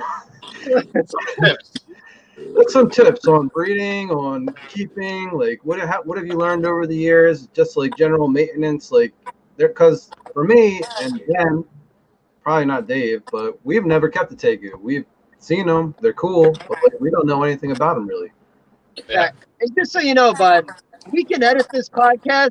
This whole section right now can go right back to the beginning. Like, yeah, for sure. No, I don't mind. In one area, However you guys want to cut it, strip it, paste it, I don't mind. Either way. Yeah, it's going to go from 20 minutes to an hour and 30 minutes all of a sudden and back to 20 minutes again. And people are going to wonder what's going on, but we're just sure they're not paying attention anyways. But you know what? Here's the thing. I mean, you know, like I told you earlier when we talk, you know, the first couple hours we kind of get into some stuff, and then there's that last hour. I do agree with Ryan. I would love to hear more about it because I do think, you know, we always try to give the listener, you know, a different perspective on how to take care of a species. You know, you could talk to 10 different KV guys, hear 10 different things. Yep. Ryan, you know, he definitely did cover a lot early on. I agree with him. I'd love to hear a little more about some of your dieting, some of the things you've done wrong over the years with diet, what you corrected. You know, any little detail you'd like to give somebody out there that maybe just got their first Tegu. How many sea turtle eggs do you have to put in their diet every month? Like, come on, I need to know the details. And we need some basic bitch stuff, man. We don't know if our audience is very smart, so we need some very simple things now. Our audience is great. They might be. I don't know what our audience is. I know two fans. That's awesome, guys. Well, what we do with the tegus is we keep them in enclosures as per their size. That's one of the main things that we think is very important with them.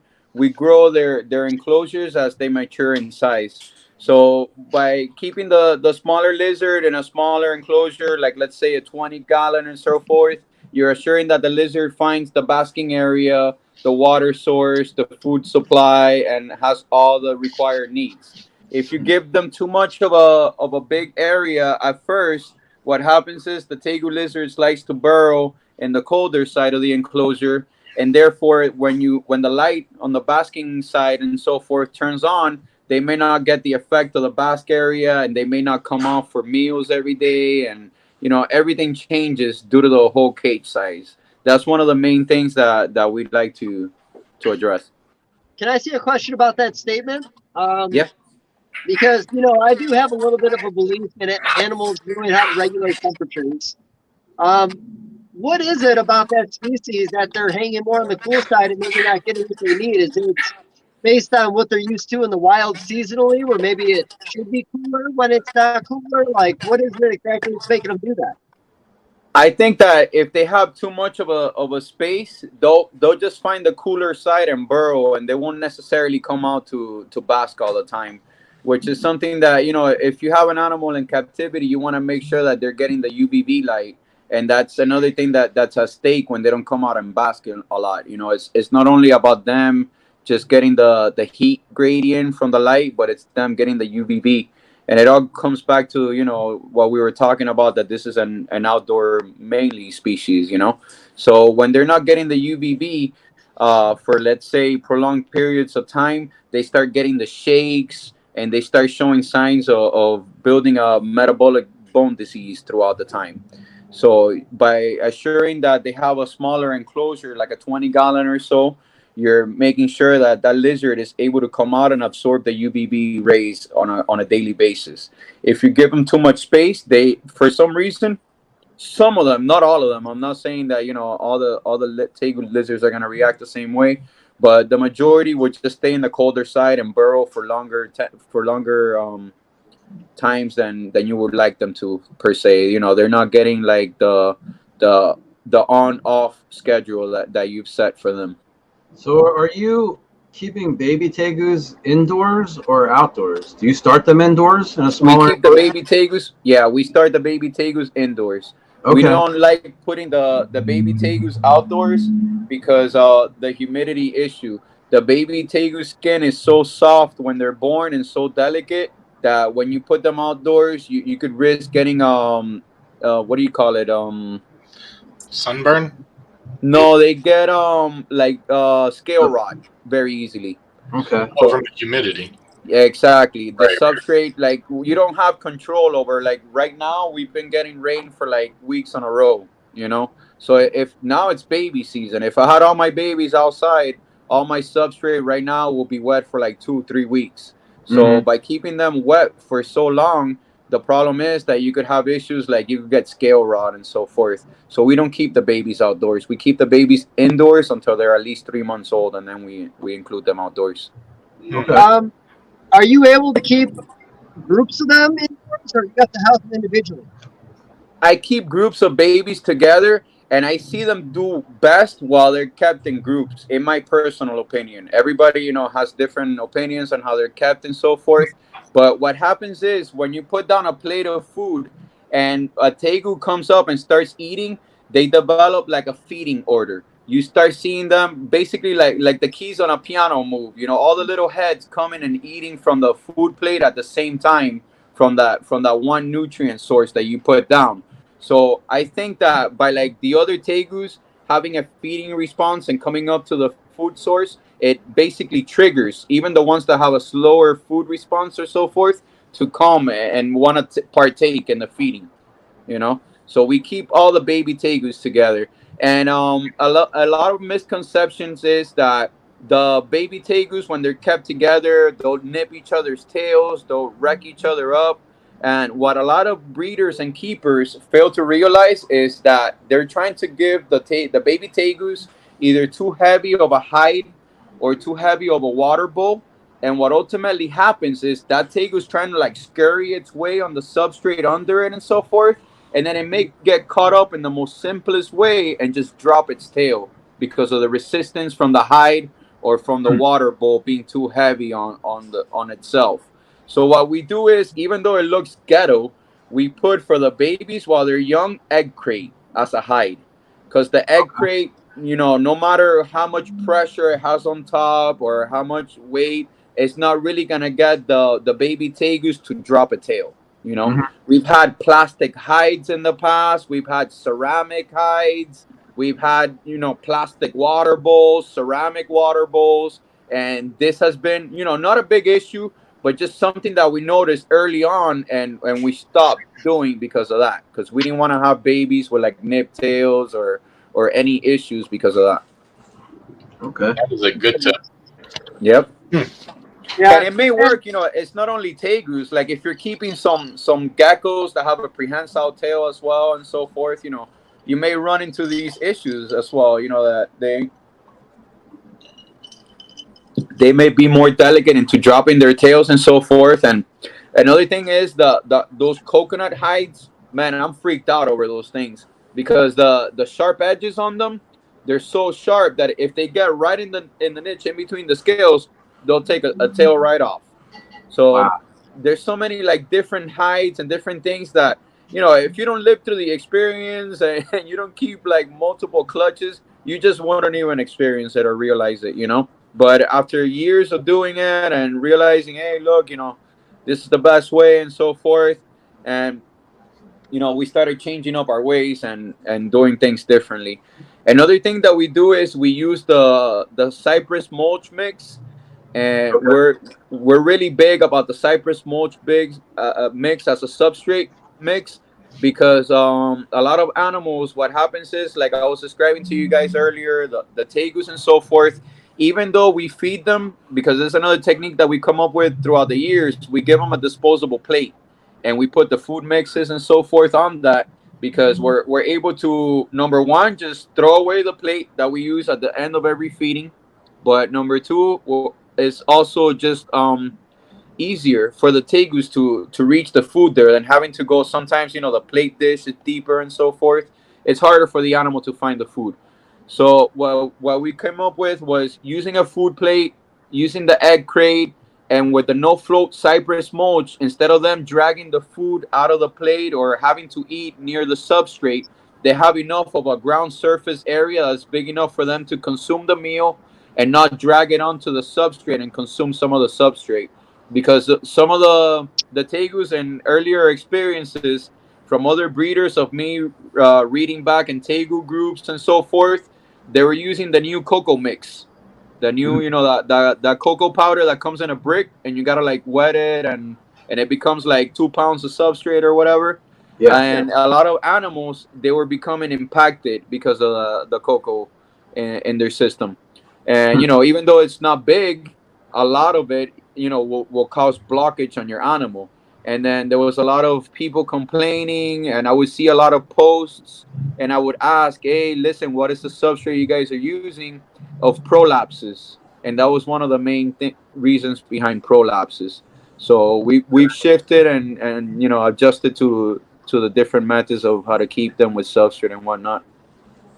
Yeah, You were saying, oh, go ahead, Ryan. I was just gonna add on to that. You were talking about using the Cypress Mulch substrate. How you were saying they like to burrow a lot. How deep of a substrate would you give them? I give them like when they're babies, I give them like about 2.5 inches of substrate depth. And then on Okay. top of that, I lay out the egg crate. It also depends. If I have more babies, I'll add a little bit more or a little bit less, depending on how big the clutch sizes are. But I don't want the substrate thickness on the bottom to be too much as opposed to too little. I'd rather it be smaller. That way, like I was explaining to you guys, they don't just hide all day. They have full spectrum lighting, they have full access to it, and they're able to come out and bask and do everything regularly and still hide away from the light, you know. Okay. And for the albinos, that all changes as well. The albinos, we add extra egg crate. We make sure that they have like layers in order for them to be able to hide under. And for the albinos, we also use higher of a basking area so that the light bulb is not as low close to them. Okay. And what kind of, like, you're saying it depends on how many clutch mates there are. What is like the max size you would have kept together? The max size that we keep together is not bigger than 15, 20. And that's like babies. After Okay. like 2 weeks old, we start separating. And then we separate again. And we separate again depending on their growth spurts. And you're doing that you know, in a 20 gallon? Or for like the first 2 weeks, yes. So you'll For have the first 15 2 babies weeks, in a 20 gallon. 15, 20 babies fit in a 20-gallon, no problem for the first 2 weeks. Okay. Wow. That's So, crazy. How I'm trying to figure out your scale over there. How much are you working with right now? It's like how many breeders? And I think you said you're producing about 1,000 babies a year right now. We have 274 breeders, I think it is right now. Wow. Kegus. Yeah. It's fun. That's awesome. I Yeah. like it. And yeah, brother, that's the thing. Every year since we started this hobby, we've had opportunities. Either invest in stocks or gold or the Tesla truck or reinvest back into our business. And our business model since the beginning has been to reinvest back into the business and watch the business grow, or watch basically not the business, our breeding projects grow. So every year we've been not only getting more animals from the holdbacks that we produce, but we've also been purchasing new animals in order for us to be able to have new genetics to breed back to our animals into our stock. So we've been buying animals and breeding animals and keeping holdbacks for a long time. What year did you start breeding Kegus? Kegus, we started it was like late 2012, I believe. We started Kegus. Yeah. Really cool. And you know what? I wanted to say something earlier when we were talking about green tree pythons a little bit. The Levinson tree line stuff. Forrest Fanning had one of those at his house. I think he might have had two at one point. And I had the opportunity to see that animal in person quite a few times, and just wow. It's amazing. Awesome. Yeah. Yeah, man. That's one thing, man. Like pictures, when you have a high contrast animal like that, don't really truly do them justice. Like you say that so many times, and people are like, "Oh, that's another marketing ploy. This guy's like trying to sell an animal and pretend like it's nicer looking in person." But when you see something in person, it just like blows you away, man. You get to experience the full color, the full spectrum of the animal, the way that the light radiates, the iridescence of the scales, whatever nerdy word you want to use, you just get blown away so bad, It's like you were saying, by seeing that green tree python, that's what happened to me. My whole world changed, I saw those green tree pythons in pictures because I couldn't even afford to have one. And I was just like, wow, man, like this is something incredible. I need to find a way to like either be able to produce something like this or make it even nicer because I was so blown away by it, So that is like my whole mindset behind everything now. Like even with the Kegus, I'm trying to get the Kegus that crazy, I'm trying to get people to be wowed by the things that we create here. I want to be able to I like the normal stuff and everything, but I want to have something that stands out. You know, that's always been the thing for me. Have something, not because I want to like, you know, stay on top or be like the best or anything, but I just like to have unique stuff. You know, I like to work with stuff that hasn't been seen before. I like going off the deep end, bro. You know, if something has already been done 5 times, I'm gonna go the opposite way and try to do it 10 times. You know, Mhm. so that's I just don't been see any problem in being the best, though, man. Like wanting to be the best. I mean, if you're gonna do something, why wouldn't you want to be the best at it? Yeah, of course, but it's not that's not what drives me ultimately. You know, what drives me ultimately is to keep creating crazy shit every year, bro. And every Yeah. year I want to see crazier and crazier and crazier looking Tegus. Whether it's me pumping them out or it's somebody else, bro. I'm not a greedy guy, man. You know, there's plenty of room in every industry for everybody to produce their own crazies to bring to Yep. the table. You Yep. know, Oh, I couldn't so agree more. And you know what? I appreciate a species with more alignment. I've always been that way. Like you said, the ball python game is awesome. I produce a lot of ball pythons. I love the paint jobs. It's absolutely endless. You never truly know what you're going to get. There's a lot of surprises along the way. They're turning into corn snakes, and random things are popping up all the time. But there's something about the years that goes into line breeding something and not truly knowing how long it's going to take to get there and if you'll ever even get to where your goal is. I like that. We did that with boas for years. The three of us do that with blue tongue skinks. Like, I have a bigger appreciation for the time that goes into that because, yeah, you could finally get there and you might just make one. yep, And you might take 5 more years to make another one for all you know. We've done the same paint 2 or 3 times in a row over here. And one year we'll make the reddest of the red with the most amazing pattern.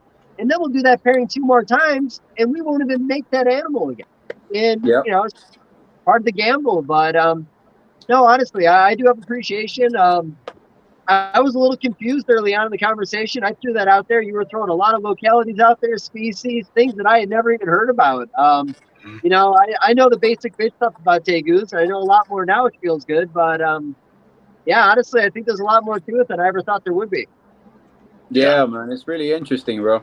It's just like that about everything, you know. I mean, I'm sure you guys could go into blue tongue skinks for hours, and I'll be blown away as to everything that goes into them because I just don't keep that many of them, and they're really fucking cool too, man. You know, and it's just like that, you know. Each one of us could bring a different spice to the table, you know. And if we mix those spices together, bro, we could make some crazy ass seasoning, bro. We could make some Cajun stuff, Oh, yeah, you know. honestly, and I think all of us are the same way. Like, you know, especially when the opportunity came to expand our collection with the species that we like, and this goes for all of us, we went out and got ingredients from everybody. Like, Exactly.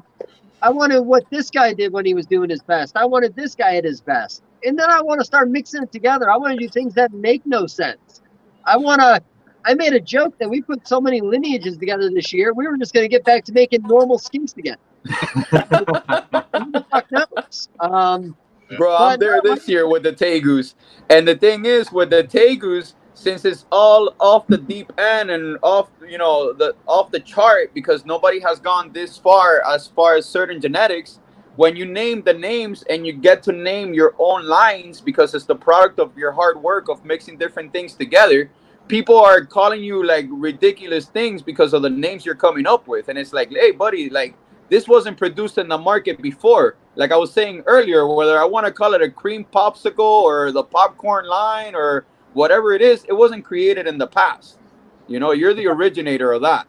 So what it took to make the genetic makeup of that new material of animal that you produce and brought into the hobby is what makes the new line that you made. So when they ask you, oh, okay, what is this line? You could be like, oh, okay, it was a Pink Panther and it was this that made this. You know what I'm saying? You could go into the detail, but it is completely something else that has been not been produced in the past. You know, and that's the thing too. Like a lot of people, I'm sure you get this a lot too. A lot of people mislabel northern skinks as northern skinks, and a lot of people call easterns that are not easterns or have several like different like traits or looks to them that look off. You know what I'm saying? The same thing is with tegus. A lot of people just call reds because of the color, but within the reds, there's the Paraguayan reds, There's the Argentine reds. So it's like whatever the guy took to make his line base, that was already the genetic makeup of a different red. So for you to just call it a basic red or a basic blue is absurd because somebody else just created something new, you know? Mhm. So it's the same idea. With everything going on in Florida now, I know you guys again can sell outside of the state, but now your gene pool is your gene pool now. It can't be strengthened by bringing any other blood in. As of now, yeah, that's what it seems like it's gonna be. Or they actually send out. I take that back. They send out a memorandum this week saying that from commercial entity to commercial entity, you can't. Well, if you are exempted to keep the species, you have to fill out paperwork and you can legally transfer if they approve. Okay. But now you Again, have to fill out paperwork. Yeah. The proof? Wow. Yeah. And it sucks that these extra steps have to be taken, but at least they're given a little leeway. Yeah. I think it could have been a lot worse than it is. Well, But again, that's the thing. Like whenever you go into a divorce case and you have a child or something like that, the opposing attorney or the opposing lawyer asks for full custody of your child and all of your belongings. You know what I'm saying? So I think that they're coming at this just like it's a divorce. They're coming after us for the full head. You know what I'm saying? Now that they felt some resistance and that they've seen, hey, listen, we're not okay with this, they're like, oh, okay, let's take a step back and let's see how we could like restructure this and reanalyze this so that it makes sense for the keepers and the breeders. You know, they can't, I think that they feel right now like they came at this too aggressive. Mhm. yeah. You get me? No, and I think that's right too, because I mean that's the oldest trick in the book. You know, it's You go try for to the take it whole all. pie and you Don't take satisfy it if all. you could have half or a portion of it. It's like, you know what, we're gonna take it all, but you know what? You're right. We're not gonna take it all from you. We're just gonna take a little bit. We're gonna call that a compromise. A little Like, bit this year, and then a little bit next year, and then a little bit next year.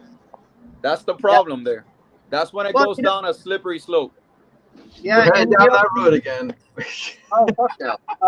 And like with the Burmese python thing, that really kind of got the ball rolling for a lot of the stuff years ago. Like again, being in those early conversations, it was okay, guys. Just so you know, and this is in front of a room of Burmese python guys. We're gonna have to give up the berms if we want to keep the roots and the condas and the ball pythons and the boas. And the berm guys are like, "What the fuck?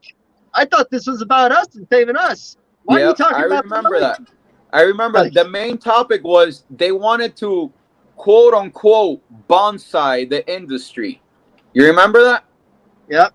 That was the topic of conversation. No, we need to bonsai the industry. We need to make it smaller, you know, more attractive and stuff like that. And then look at where we are today. Yeah. You know?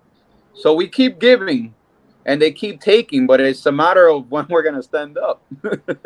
And you know, the next, not so much the scary thing, but you know, one thing too that came up a lot in the conversations back in the day, and this is no stab at any company I bring up right now, but you know, like you said, the Petco down there and the Pet Smarts are going to keep on doing what they're doing. It's not going to change. They're the fine print. They're on the big exempted conversation- list. And that's the Yeah. thing.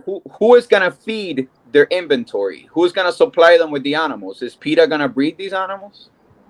Yeah, exactly. And, you know, I think one of the things 2 years ago they made a comment about is, you know, you have Mark and Kimbell and you got Reptiles by Mac and you got Gourmet Rodent, and we're talking about absolute powerhouses of reptile breeders. You're talking 40,000 square foot facilities of breeding to supply pet stores in the pet trade. There was talk it's going to become so regulated that they might just let a few of the big guys keep on doing it and try to get the little guy out of it. Which Monopolize really the has industry. everything to do. Yep. Monopolize So- the industry, basically. That's the thing Yeah. now. Like, we're looking at this, you know, from a standpoint of us here in the States. And, you know, that's the main topic that we got to focus on because we're being attacked. But there's also these farm owners out in like South America and Central America that they've been like farming lizards for years to supply the U.S. market. And all of a sudden, hey, you're out of business. Well, the same thing happened with like Arbronia in Mexico. I think it was Jason Wagner had little farm set up down there for families to make a living producing these animals to legally bring them into the United States. And those all got shut down. So yeah, I mean, it's people don't realize the things that happen in the background. We're worried about what we have going on, but people are having food taken out of their mouths. Like I said, down in Florida, when they found a niche way to make a living, now it's just not acceptable to make that living anymore. Yep. That's the problem, man. It's the years of involvement behind it, you know? If this was just something that was built like overnight and, you know, we were given grants to be able to see, you know, as an experiment from the government, whether or not we were successful and could do this, I understand that because somebody else's money was at play, you know? But these have been sacrifices and, you know, and things that we have done on our own to be able to be self-reliable and self-sufficient and be able to supply a market that is now being taken away. So, you know, we could talk about that topic for hours, man. It's just one of those things, you know, that is like, do you believe in Jesus or not, you know? And unfortunately, you know, there's both people that, you know, have very valid points on both ends, and you have to respect them, you know? It's just the way At least we're all on that the we same come page. There's one together thing about this. and we make all of it work. Yeah. Oh, you're good. I'm sorry. I didn't mean to interrupt. That was me. I was going to throw stupid little jokes out there. I think I had another Jew joke lined up. Nothing crazy. No, hit me with the Jew joke, man. I love the Jew jokes. I knew you were gonna say. Hey, yeah, Jew jokes are fine when you're Jewish. You guys aren't allowed to say them, but me and Ben can make Jew jokes all day long. Haven't you guys ever watched Seinfeld? This is America. I mean, freedom of speech. Well, that's all kind of going away also, man. Enjoy it while you can. Anyway, let's not go down that rabbit hole. I don't know, man. I feel like if we're gonna ever go down that rabbit hole, this is the guy to go down it with. I don't have a fire extinguisher that close by. You're breaking up. I can't hear you. I don't know what's happening. Ben can mute me whenever you want, Ryan. I bet you got the power over there too. I don't know, man. I'm gonna just say, oh man, my battery's running low, and you'll just see my screen blank out. Guys are on your own on this one. Yeah, you're supposed to say you're peaking and then just disappear. But I just wanted to clarify real quick. The importation of tegus is that America can import them from Argentina or wherever, or is it just you're talking about Florida ban the importation? Well, I think right now it only applies to Florida bans, but you got to remember one thing. These animals that these people are bringing in, they're coming in through the port. They're coming in through water. Mm-hmm. So water, it doesn't matter the size. You know, it could be one size container, fit it all up to the top. Okay? That's why they're getting away with the prices they're getting away and bringing in the volumes that they're getting away with bringing in. When you're talking about bringing in importation through airplane, every single square inch of that airplane counts as cargo space. So it goes from having the shipping cost of minor dollars to bring the animals in through a port, through water, than having to bring the animals flown in. So whether those farms were bringing in 30,000 tegus to now bringing in maybe 5,500 tegus, I don't really know the exact numbers because we're about to live through it. We haven't gone through it yet. It's going to be a substantial difference there.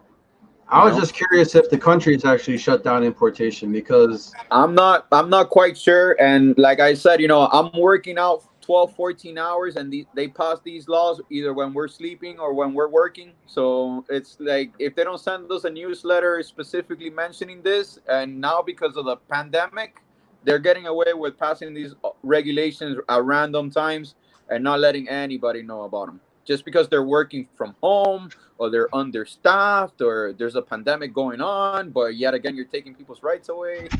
You know? So it's like use the pandemic to your benefit when you can. And, you know, the pandemic doesn't apply when it doesn't benefit you, you know? So those are the times that we're living in. I know for a fact that in Florida, you can't import them right now because of the new statute. But the rest of the country, you can. But like what I was mentioning to you, there's a different cost between bringing them in from a boat and bringing them in through a plane. So, So you're saying that the price of tegus is going to skyrocket? From what they're doing, that's what it seems like. I mean, I'm not bringing my prices up just because of all these things, but now there's gonna be a demand for a supply that's not gonna be in the market. It's basic economics. If from the farms they were able to bring in, yeah, if they were able to bring in thousands a year from the farms into the market, and now they're not able to import them any longer because of all of this going on, then that's gonna be a huge demand for supply that's no longer gonna be in the market. And You're, one of the main takers that used to be supplied by that market was the Reds. mhm. The Reds was really some of the takers that we weren't focusing on maybe 3 years ago as much, or 2 years ago, because anybody and everybody would import a tegu for as little as like $50 or $20 if you're getting 1,000 of them wholesale or whatever. So it would make no sense for us to go and like pure, produce pure red tegus to go and fight the import market on the tegu cost. That was like completely, ineffective, and no need. Like we weren't gonna be able to comply or keep up with the market needs of the red tegu when there's over 20,000 tegus coming into the market from the farms, you know. So now that's a tegu that's gonna not be coming in any longer. The red tegus is basically gonna depend mostly off of what was produced here, in my opinion. You heard it here first, folks. Tegu market's going to take off. So, and you know what? You're not wrong about this, because, when everything happened with the Burmese pythons and everyone was stuck in their state selling them, everyone panicked. And so all of a sudden the price of an albino went from 125 to 350 to $400 in your state, and you couldn't produce enough. Yeah. People want what they can't have. It becomes when they say they're going to take away your AR-15, what do? You go out and buy 20 of them, because you might not be able to buy them tomorrow. Every time that they scare the people into that they're gonna pass one of these laws, it's like, I'm sorry for mentioning this or for saying it this way, but it's every time that you hear about a school shooting or something like that. What happens? People freak the fuck out. They're like, oh shit, you're gonna take away our basic rights now because some asshole went off the deep end, So now let's go and buy our guns. Now you're going to take away our tegus. Let's go buy our tegus. Let's go buy our snakes. Let's go buy whatever they're going to take away from us, So like you're saying, people do go into a panic state, and a lot of people panic the wrong way and sell everything that they have because they don't want to be caught in a predicament. Oh, I can't comply with the cage regulations because I'm not going to have the funding. I'm not going to be able to rebuild my facility. I'm not going to be able to chip all my animals, all those predicaments, So those are the people that bail out first, and get out of the market or whatever. And then you realize who's really into what species for the long term of them, and who's really going to be here to stay and whatnot. But it's very unfortunate because just like me and Tropical Reptiles, we've been working years to get to the level that we are. We have multiple bloodlines going on. We have basically our whole setup lined up already. We have our game plan established on how to make our goals. You get me? There's people right now that are basically starting or at the starting foot, threshold of all of these past years that we've been through. You know what I'm saying? There's people that just recently got into reptile keeping, just recently got into the species, just recently built a passion, just recently spent hours of their own personal time researching how to keep them, how to adjust the temperatures, how to do everything for the species that they want. And now they're being told, listen, all of these years, you got to throw them away. You got to start from scratch. You can't do things the way that you've been doing them any longer. So it's like, it's a bad place to be at, because if you love reptiles and you've had a passion for them and you've had the drive to do all of this, like I'm talking about my passion stemmed to be able to do everything that I do with reptiles since I was a kid, guys. I must have been like 8 years old when all of this stemmed out of me, and I started to discover all of these cool things and all of the snake species and all of the lizards and everything else that was in this world, So it's like when you think about all of the time that has gone into building this passion and making the dream happen, it's like a lot of people's lives that get impacted by this. And people tell me, oh no, but not everybody likes reptiles.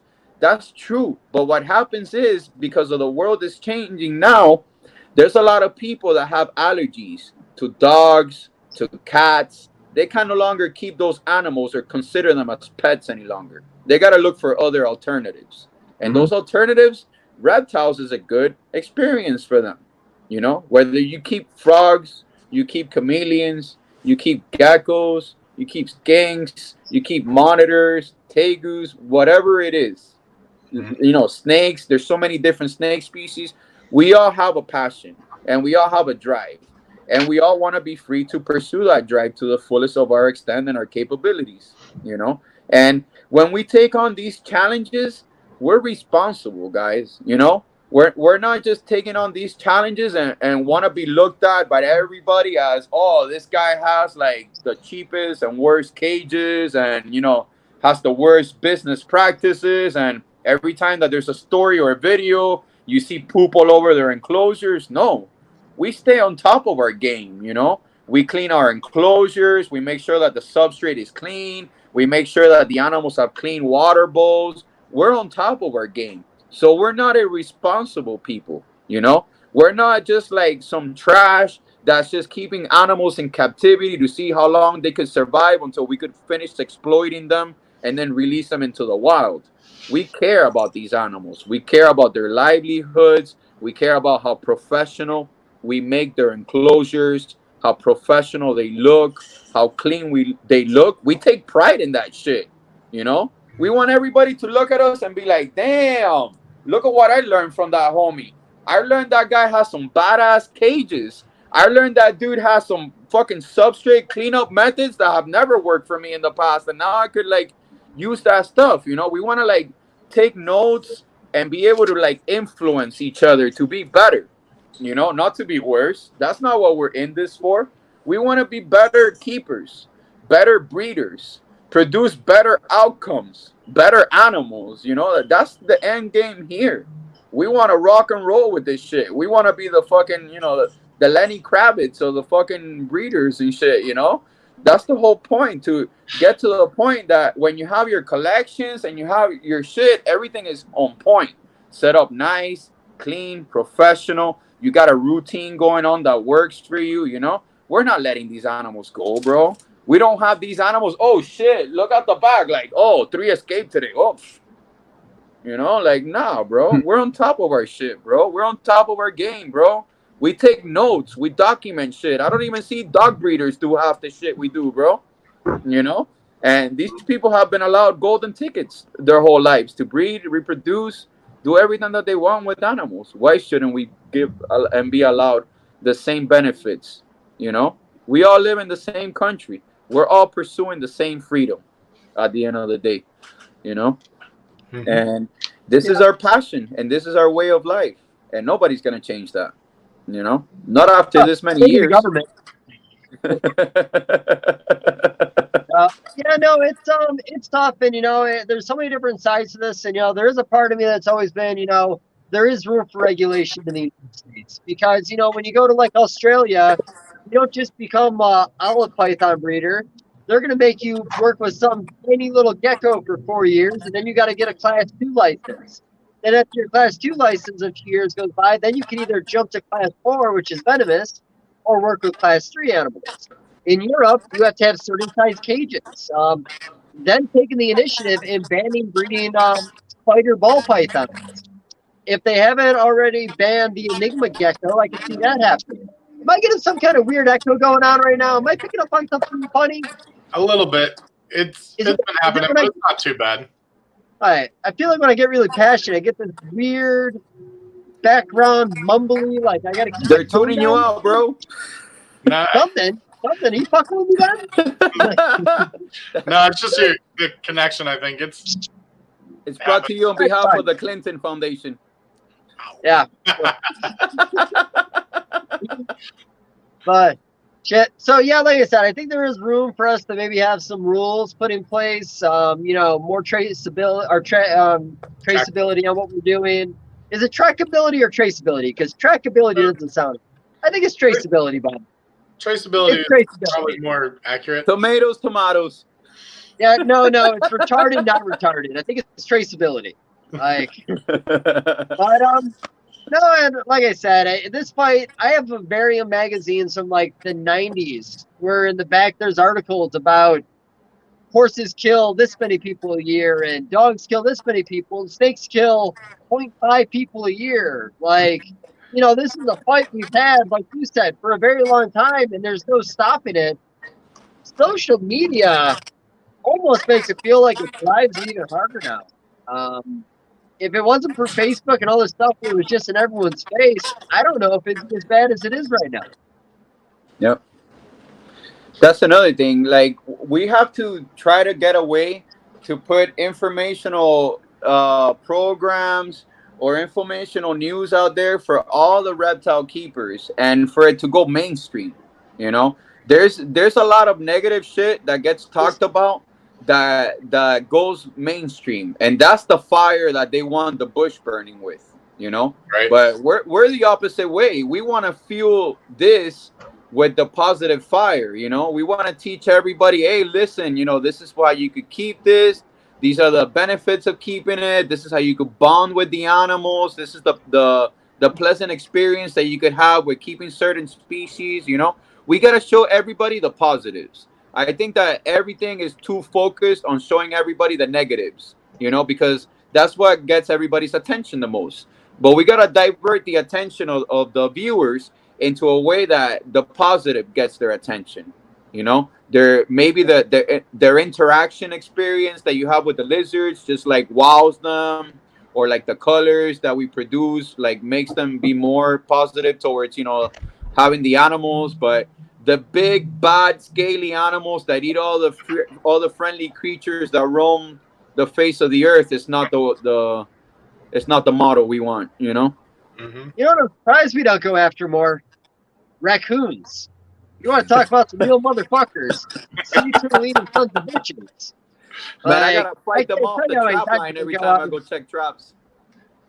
I catch at least 3 raccoons every other day, man. I'm sure. Yeah, And then raccoon. getting a rabies treatment, I found out from a friend of mine who drinks a lot and messes with wildlife, is $36,000. Oh, is Yep. he uninsured like the rest of us? Yep. No, you know what he told me? This guy was like, man, I had a couple drinks. I thought it was a good idea to get this little raccoon and bring it to my girl or whatever.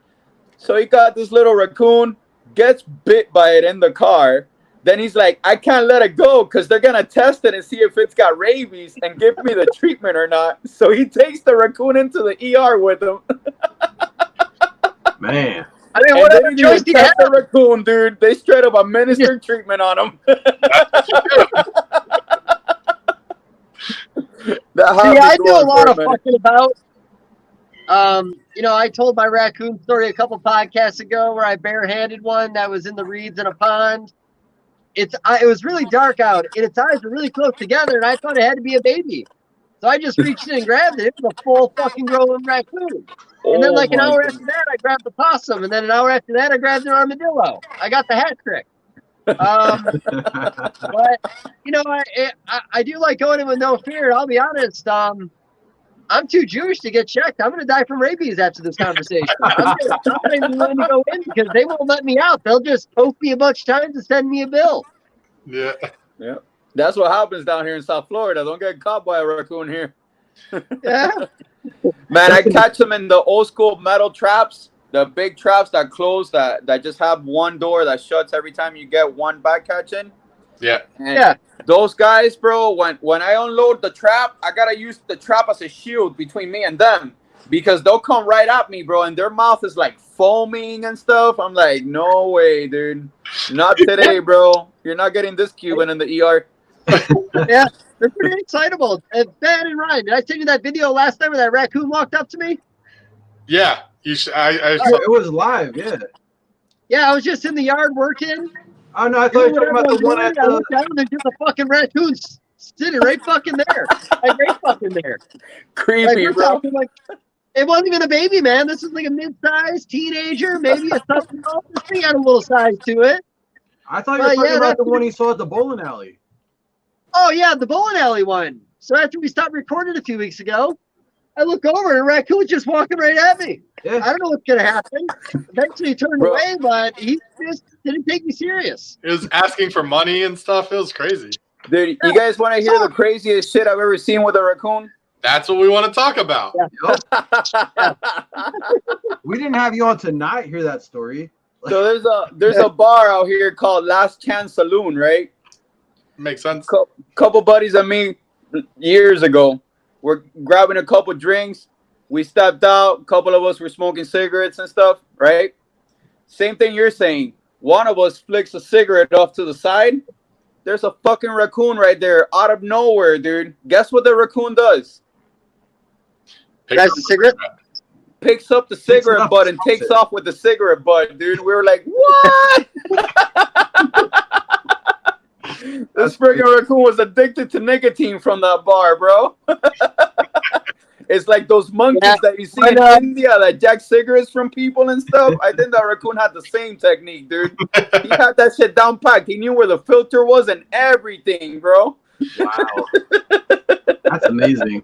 Yeah, we lived in another house before this one that had a horrible population of raccoons, and they were killing everything. We had a snapping turtle we found. We put it in a little bucket. 2 minutes later, raccoon comes up and just kills it. Just murders it. Yeah, man. We're just gonna they're vicious, man. Deeper I've seen them go up to corn snakes while they're crawling out in the Everglades and just straight up start chomping on them while they're crawling, dude. Not even a dead snake. Just straight up start biting away at it. And the snake's like fighting back, but the raccoon's got thick hide, dude. You're not getting with a little corn snake through that hide. You know, that thing's chewed out half the snake by the time you catch it. That's wild. Yeah. And Ryan, so from here on out, any stories we tell that can't be on the show, don't be afraid to edit them out, because I don't know what I'm allowed to say or not allowed to say half the time, but we used to do this thing for raccoons. So what we do is we take a rope or a string and we tie it to a pork chop bone, and we leave it on the porch. I'm ready. And then we would bring it in the house and we tie a piece of paper to it and close the door on it. And as soon as that piece of paper shot the fuck up, we grabbed the 22 and we opened the door and we just started fucking firing. I live out in the middle of nowhere. That is totally okay. There's no problem with us doing that. And the crazy thing is like, you do that, miss because I got a horrible shot. I don't even know if I ever actually got one. And then you put the pork chop back on, and 2 seconds later, that piece of paper shooting up again, and there's more raccoons out there fucking with your shit. They don't learn their lesson. I'm telling you, bro, they keep going into my metal traps in the same line and keep getting caught in the same trap over and over and over. Like, it gets to the point that I'm like, all right, dude, you're taking a ride with me. You're about to get rehabilitated and relocated right quick. Out of here. Wow. So I take them and like 2 blocks down, I open up the cage and let them roam free, you know? But if I leave them down the same trap line, you're done, dude. They're going to go and they get smarter, right? So they got a way now, since I do like these one-way in traps, they grab the door and they push up the screen, and with the other hand, they do this. And they shovel the eggs out of the traps, dude, without getting caught in the traps.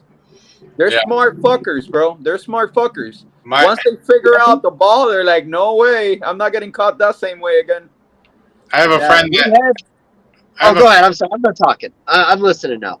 No, you're good. I just was going to say the craziest raccoon story that I've heard is one of my friends. She had she lived in an apartment. It was on the 2nd floor of this house. And her husband left for like a week. When they came home, a raccoon, or a couple of them, she thinks, got onto the 2nd floor, pushed her air conditioning unit into the window, got in, and was like terrorizing the house. Like, there's stuff all over. She said it looked like they're reading magazines, like how wild and crazy things are getting. But they got into the fridge. Like, who in the world? Like, it had to be, you know, like, and I'm like, it had to be people. She goes, no, it was raccoons. I was like, what? That's fucking crazy. Or people that had a pet raccoon. I know pet raccoons. Hey, anything can be tamed. It just doesn't mean you should have it, though. Listen, Yeah. I'm getting all twisted back up in the day with because John Candy. what? Did you just say John Candy? Yeah, do you remember that John Candy movie way back in the day where he ate that fucking steak that was this big and there was all those raccoons? Canadian bacon. Yeah. Let's go. Yeah, they all broke into the campsite, got into the cabin when he was out eating that big steak. They came back, maggots and garbage all over the house. He started puking everywhere.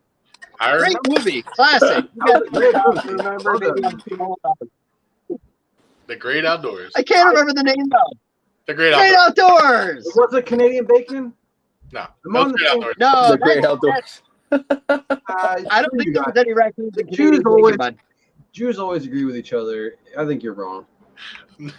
Well, it's not that we agree with each other. We're just smarter than you.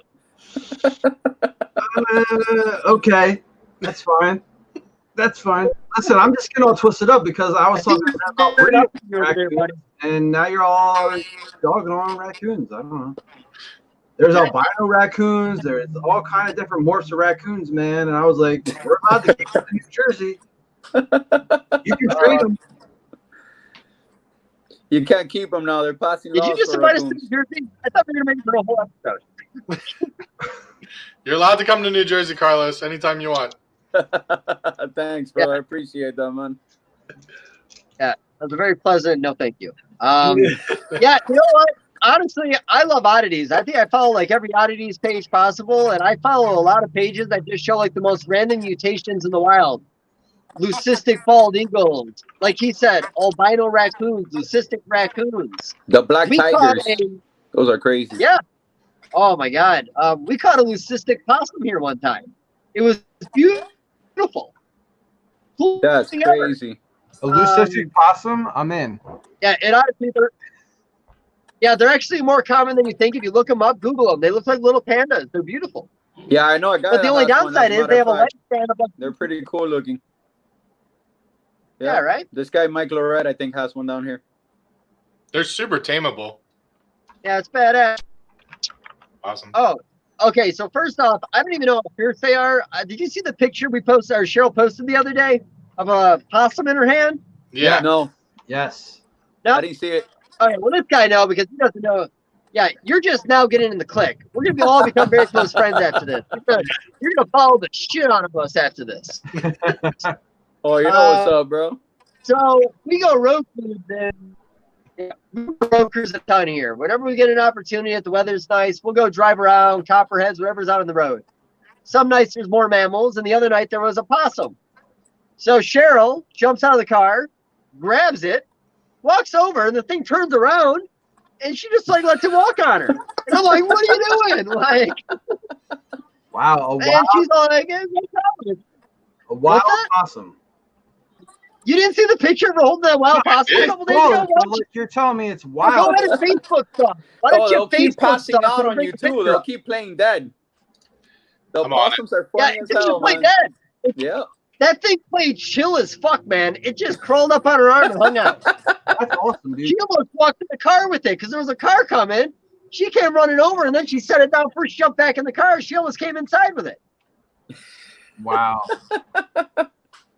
I catch them in the traps with the babies hanging out the pouch. That's super cool. Ooh.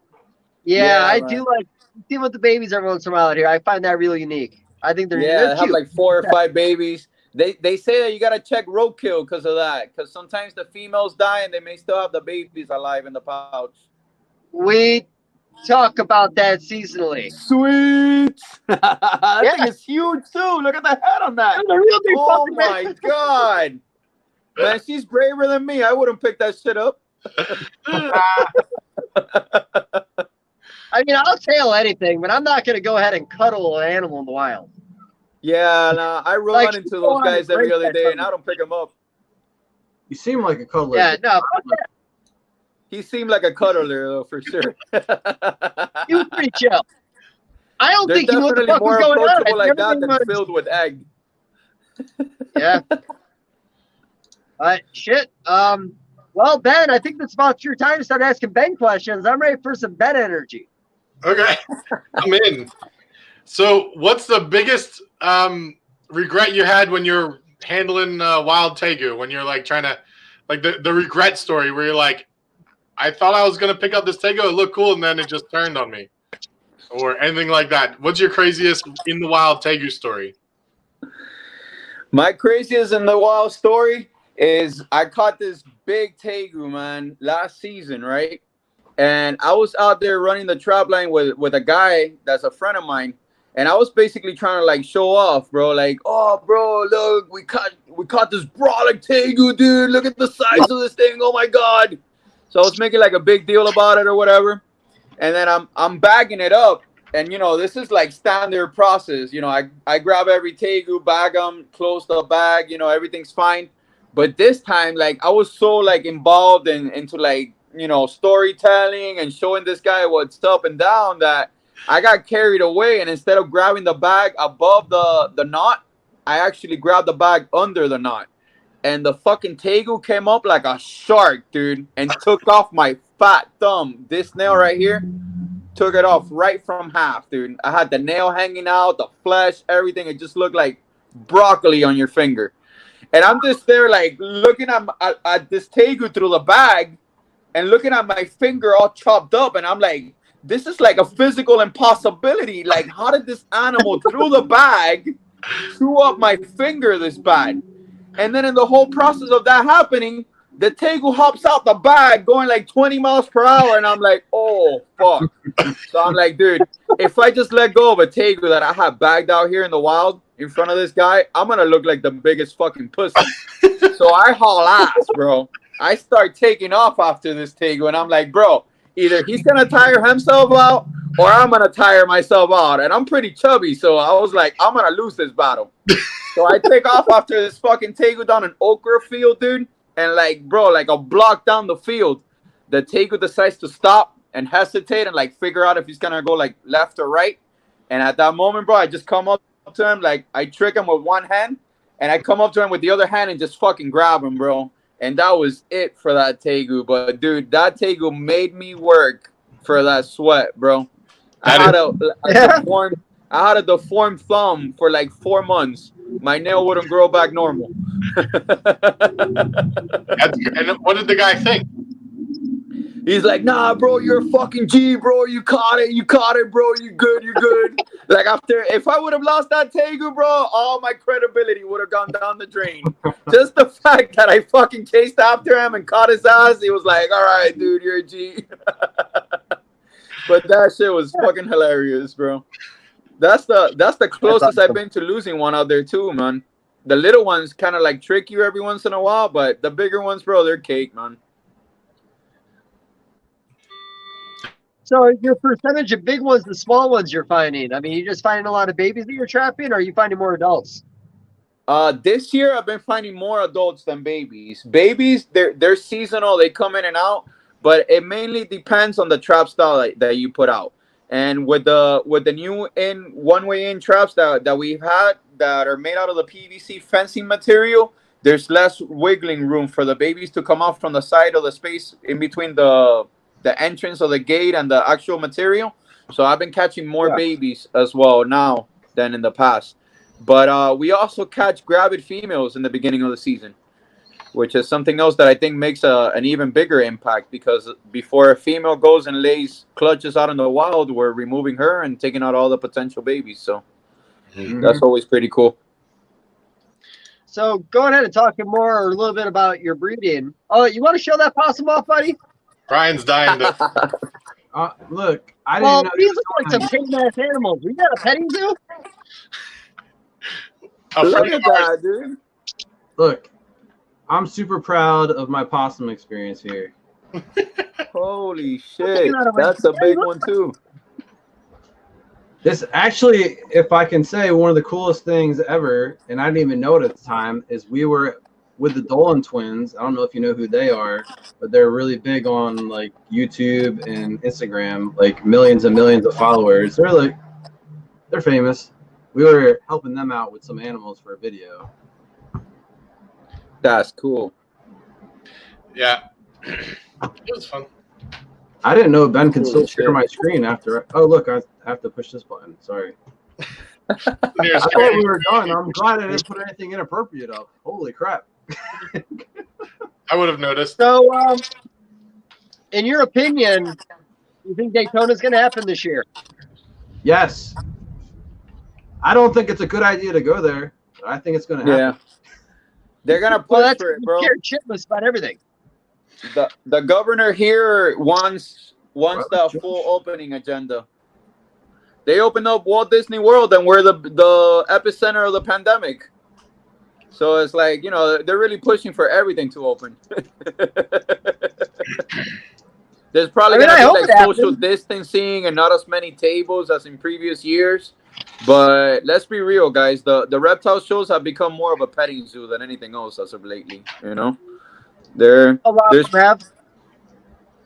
more of like the crowd that wants to go out there and like touch the animal and take pictures and stuff like that than the crowd like back in the days. You know, everybody was like, oh, the foreigners are gonna come and buy out everything that you bring to the show and this and that, and like those days, you know, they're not there anymore. Like one good example of that was Daytona this past year. You know, a lot of people just they're treating the whole shows as not like we were back in the days, you know, looking for more like stock to get and stuff like that, but more like, oh, you know, let's take a cool little story, a cool little video with this animal, you know, more like some hand candy than adding on to your collection and so forth.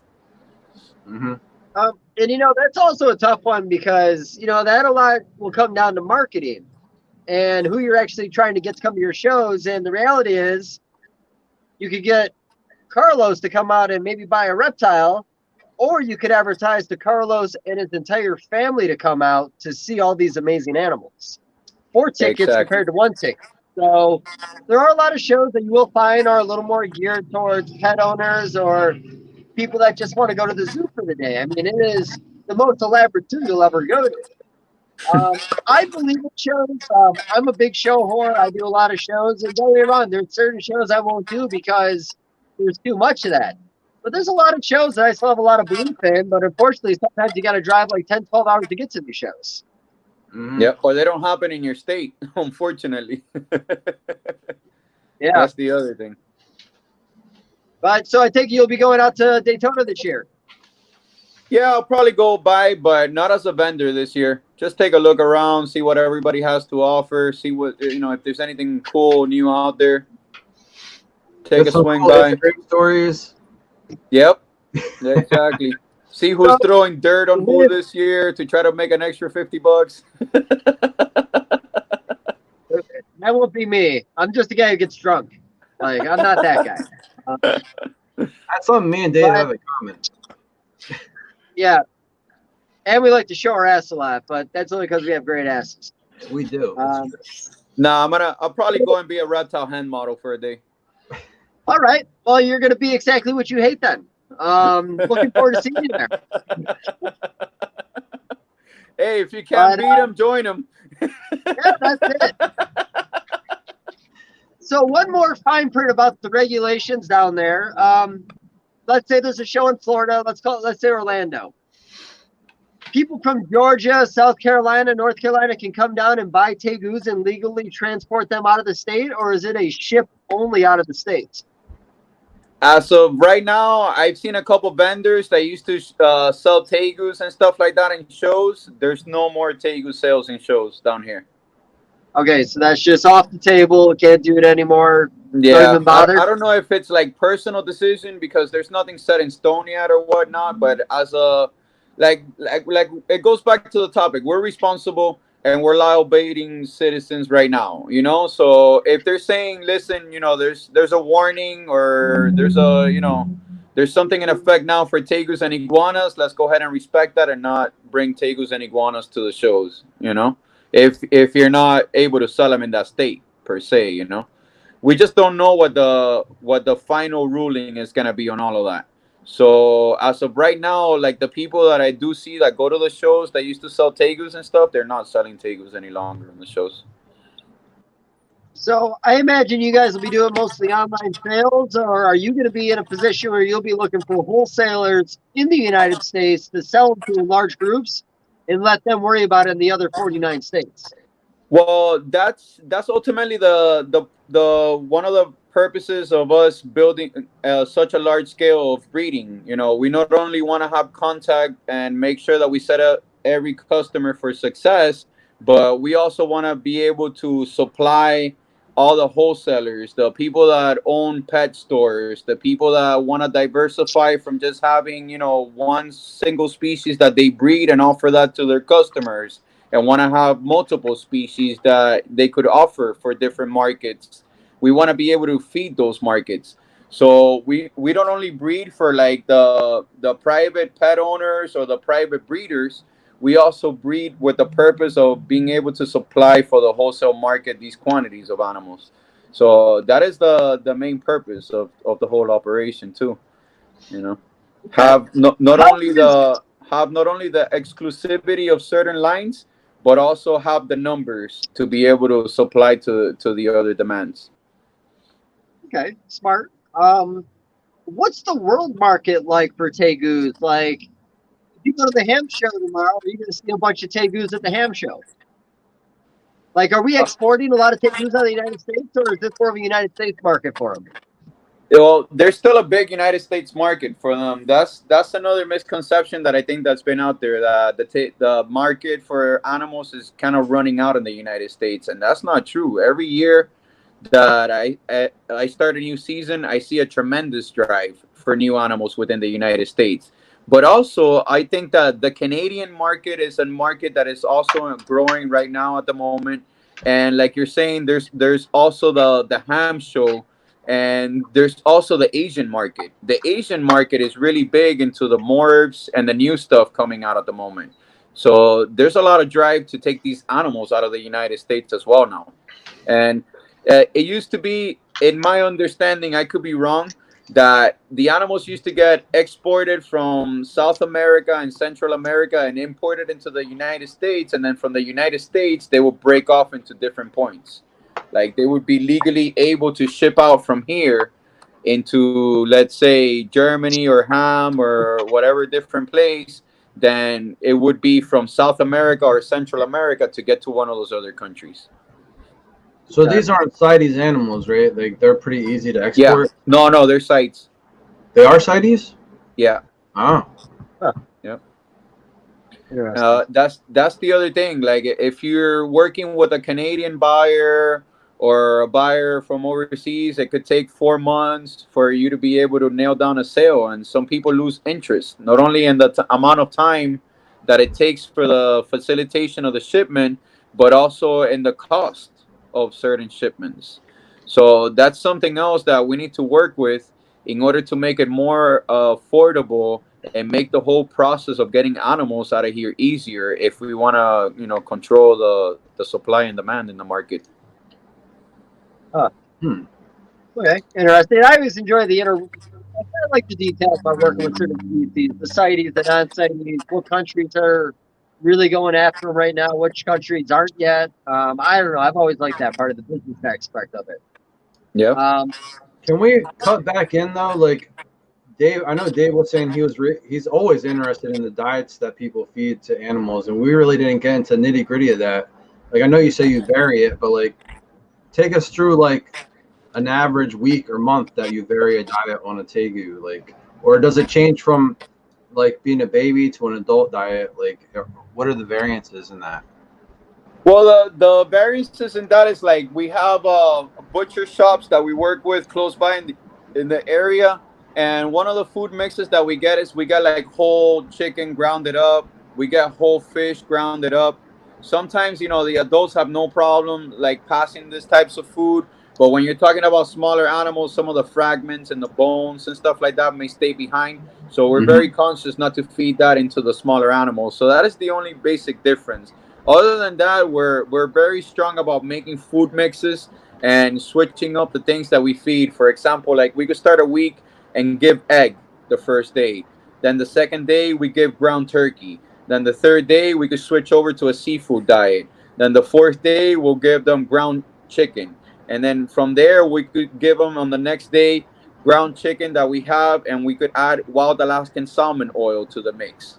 But in every mix that we make, we add supplements like Repashy Calcium Plus, for example. You know, I've used other brands. I'm not sponsored by Repashy or anything like that. That's just the one that I prefer personally. You know, and that's the one that I've seen the Tegus and my animals do the best with, as far as like calcium absorption and all of that.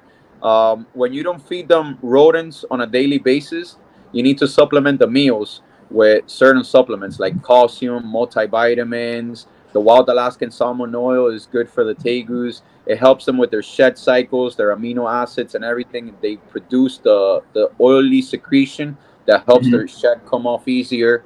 There's a lot of things that go into them, but I think that diet is key with these animals. And I do feed rodents, but I feed rodents maybe twice a week as most. And when I do feed rodents, I don't give them rodents aggressively. Like, I don't give them small rats or anything like that. I use more like what I learned with the green tree pythons. There was always an argument as far as meal size, whether to feed larger prey or smaller prey, and whether large mice was the best prey to feed because of the development of the bones. They had more calcium than a small rat would, and vice versa, and all of that. So based on all of those different like forum discussions and stuff like that I've been a part of in the past, I've taken little key points and stuff and plugged that into my husbandry. And I realized, you know, that feeding these tegu lizards small rats makes them lazier and harder for them to digest, and making their poop harder. You know, so it overall causes more of a strain on the animal than a health benefit. So what we do is we feed like ex-breeder mice, like the really big mice. Even though, you know, it may take two mice instead of one small rat to feed the animal, we rather give them the whole prey that is a full size already. So if the mouse is a full size, for example, he already has the full potential outcome of the calcium development and everything in its bones. So therefore, you know, the supplemental diet that you're giving your animal should be better per se, you know, than a younger, less mature animal. But that just, you know, it depends on personal preference. It doesn't mean that one or the other one is wrong. These are just observations that have worked for us from keeping them for years, you know. So based on that, it is how we've like adjusted our feeding mechanisms and so forth. And in the beginning, we did used to feed a lot of big preys. Like, we would give hearts and gizzards and other parts of the chicken and so forth whole. But we've realized through the years that it's better to ground up the meat and make these little mixes, and then the mixes make like little meatballs and so forth, for the animals to come and consume that, than have to get a whole prey and drag it throughout its whole enclosure, and then get pieces and fragments of its environment into its diet. That's a good point to make sort of a pate with it. I imagine you can make it in bulk and freeze it and then just bring out what you need. Exactly. So a lot of people, that's another question that I get. Like, how do you have time to like freeze all of these meals and prep them and have them ready and so forth? And what we do is, like, if our tegus were preparing for the gymnastics here, you know, if our tegus are preparing to win the Olympic gold medal, you know, we make meals for them. We don't even do that for us ourselves. You know, just like you see in these guys, like, oh, I'm training for Mr. Olympia. These are my meal preps for the week, this, that, and the other. We do the same exact thing for our tegus. We take 1 or 2 days out of the week and we get the meats. We prep them. We add veggies to them. We add fruits to certain mixes. We don't always give them the same type of mix-up, because we want the tegus to be accepting to different types of meats and different types of meals. Because if something can not longer be found in the market, because, you know, there's something going on like what we have now, then we have to adjust our needs to be able to feed different meats. And if we get the tegus just used to one food item, they're not going to want to divert and change their meals. Okay. And I think that's good for the buyer, for the pet buyer as well. Like, people you're selling to, if it's not stuck in one meal mode, it's easier for them to find things that the tegu will eat. Exactly. So it's good for your customer. Yep. And another thing that we do is during the first 2 to 3 weeks of life of the tegu, depending on their growth rate, we feed them live insects. We give them live crickets. Then after those first 2 to 3 weeks, we no longer give them anything alive, anything that moves any longer, anything that develops an instinct for them to have to hunt and strike and go after each other. So what we've noticed by doing that is that the aggressiveness of the animal goes down, and they don't have that hunting instinct that much when you stick your hand in there and try to feed them. They become more of a tame animal and more of an easier animal to bond with than if you keep giving them live prey items and so forth. So after that first initial stage of life, we divert strictly to meal preps and different types of rodent diets and everything else that I went over, instead of including the insects so heavily into their diet. Okay. Do you have a website, by the way, or do you do everything on social media? Yeah, I have a website, Tropical Reptiles FL. I mean, tropicalreptiles.com. Okay, and on there, do you have dieting tips for people, or is this something you just disclose to the customer after they buy? We have a care sheet on the website. We go over all of these different tips that I'm giving you guys here. I probably have to update a couple different things on it because there's more things that we could elaborate on. But at the time that I was getting up the website, I wanted the information to be very easy to find, very basic, so that the customer could have a basic and an easy understanding of what they were getting into. And then, like you're explaining, I get a lot of customers that beforehand, before they take the dive and get into like a new species or something that they don't have any idea on, they start messaging me and they start a conversation with me. Hey, look, I'm interested in this certain animal. How big will it get? What are the cage requirements? What type of lighting am I going to need for it? What are the diet requirements? Can you sex it? Those are like all basic questions that we get at first when we're ready to sell an animal. And, there's a lot of people that just go on the site and they feel pretty confident because they've had a reptile in the past or they have experience with tegus and they know pretty much what they're looking for. And so we just made it simple. In the notes section, you can specify whether you want a male and female, and then we send you out the best of each quality that we produce. Nice. Is it fairly easy to sex these guys? It depends. With the blue stock or the heavy blue stock, they're born a little bit smaller. So it's a little bit harder for them to be like so palpable or noticeable to the eye where the sex is located, like where the little BBs is on the male or the bigger scale on the female. Now that we've been doing it for years, we're like, pretty much spot on with every animal that we sex.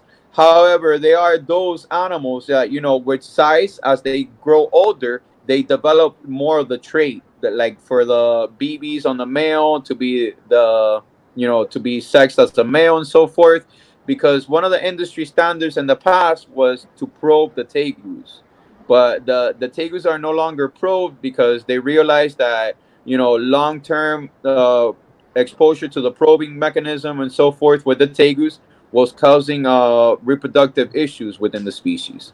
So it's no longer an industry standard to go ahead and probe tegus, no matter how confident you may feel doing so, per se.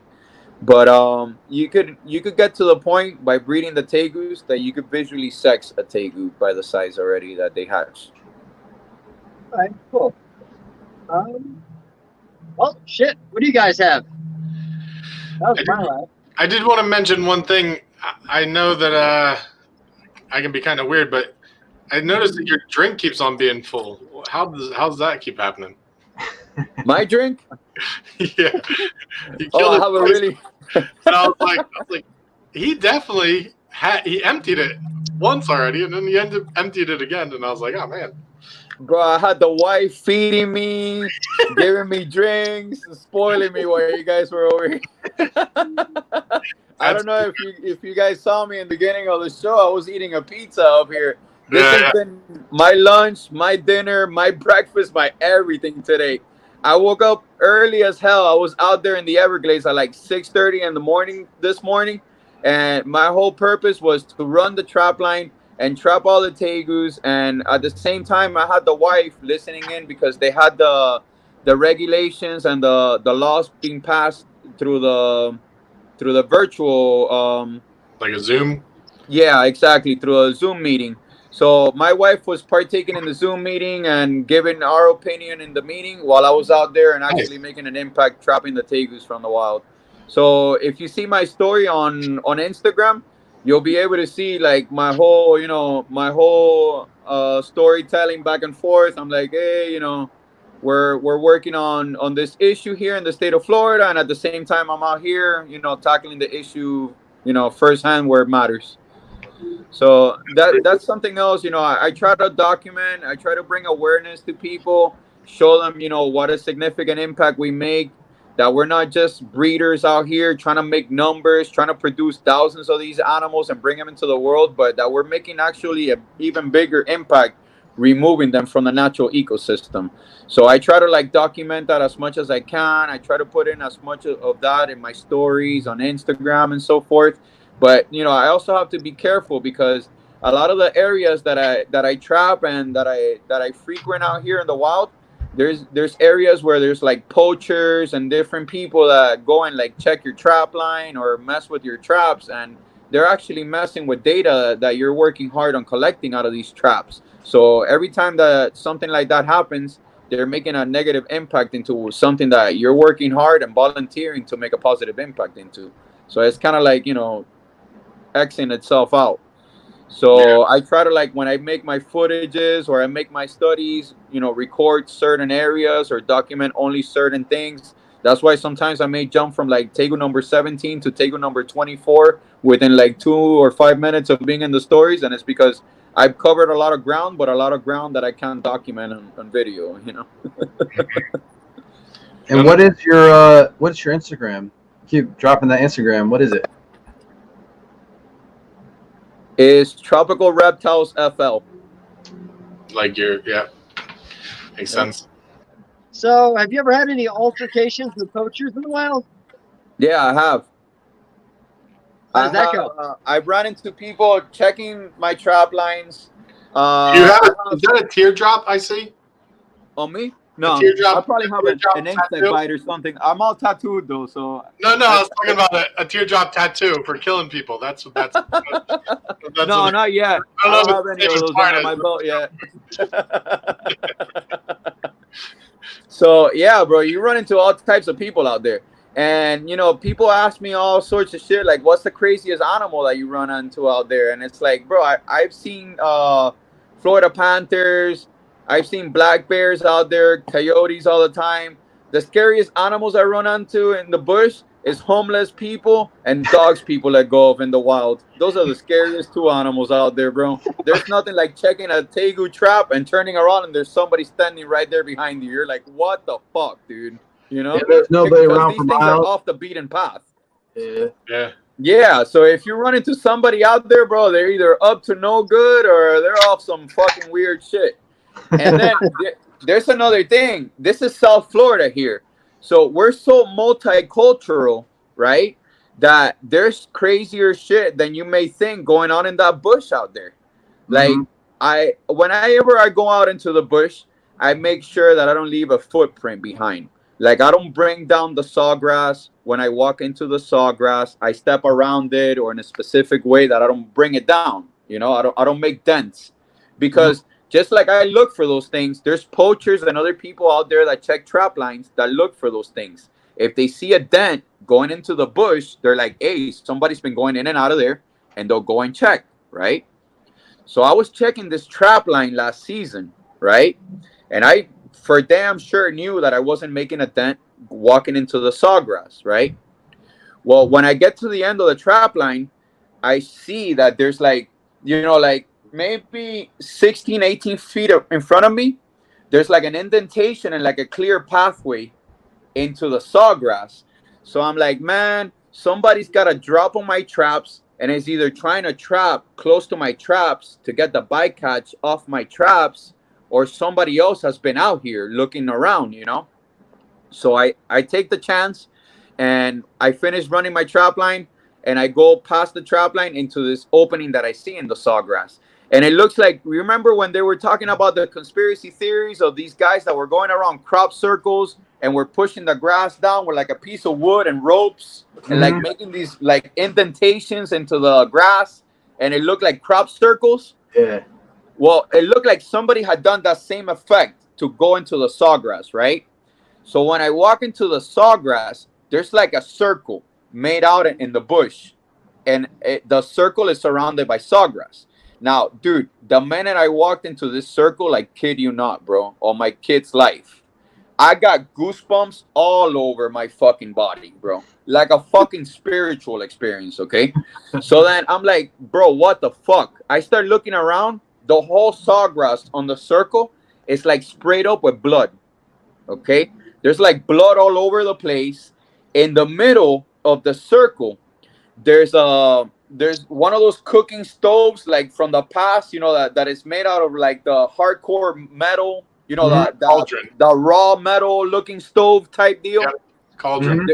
There's one of those, and it has 21 sticks inside of it, right? And the sticks are tied up by beads, and the beads at the end of it have like the old people when they dye their hair, that you can still see the gray hair through it, and then you can see the hair dye on the other hair colors.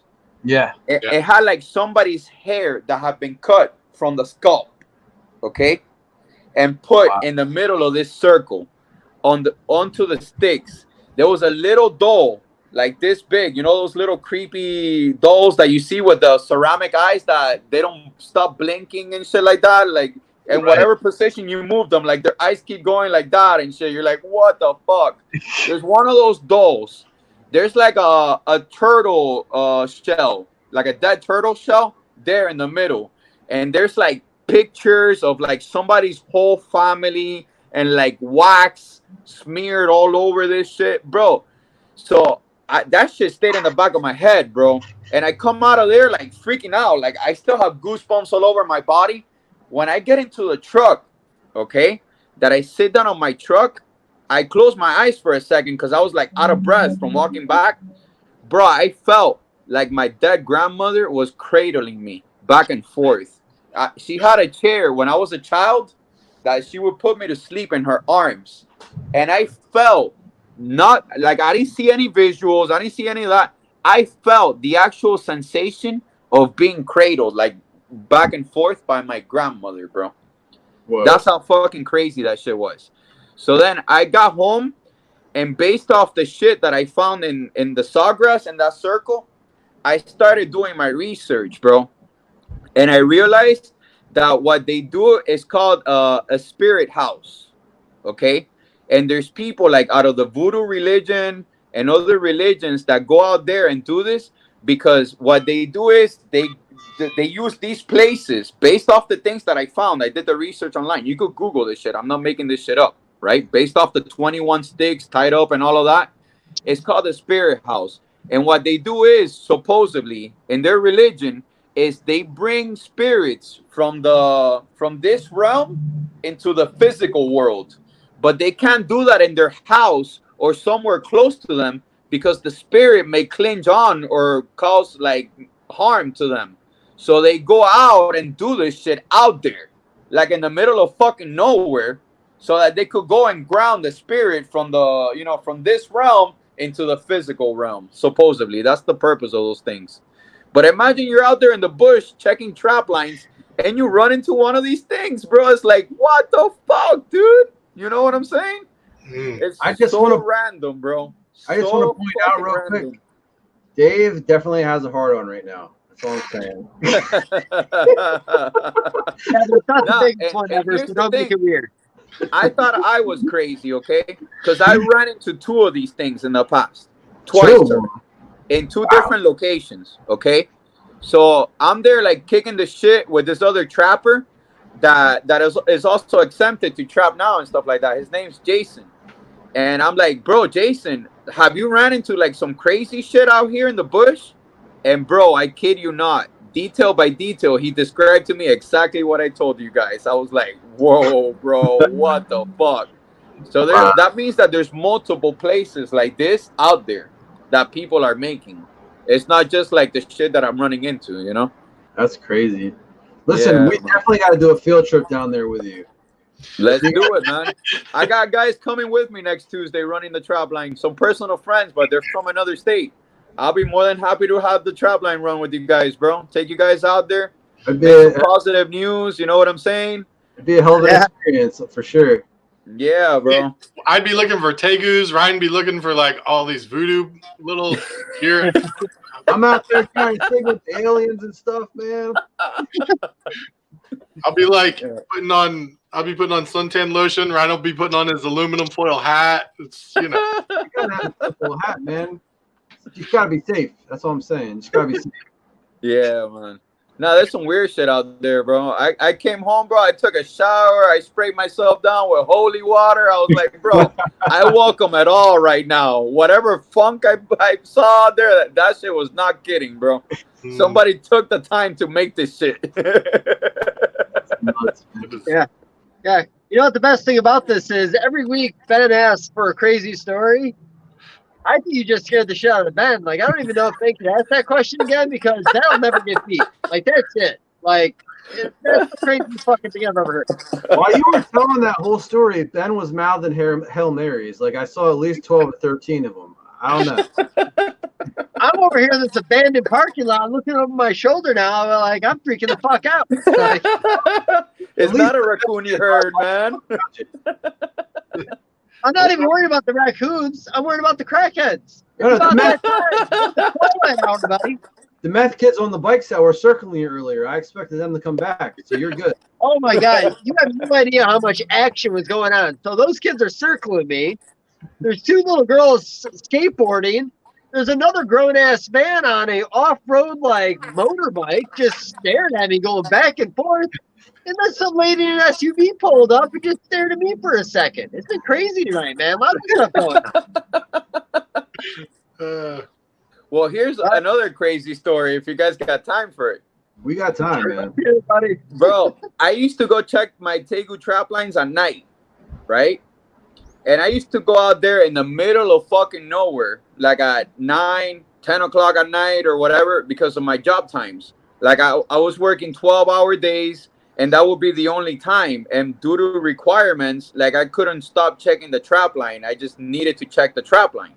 Mm-hmm. So one of those nights, dude, like when you're going off one of these dirt roads into the middle of nowhere, they have like a little bit of curvature, just enough that like if you're going too fast, you may miss shit that's right around the corner because of the way that the angle turns, you know?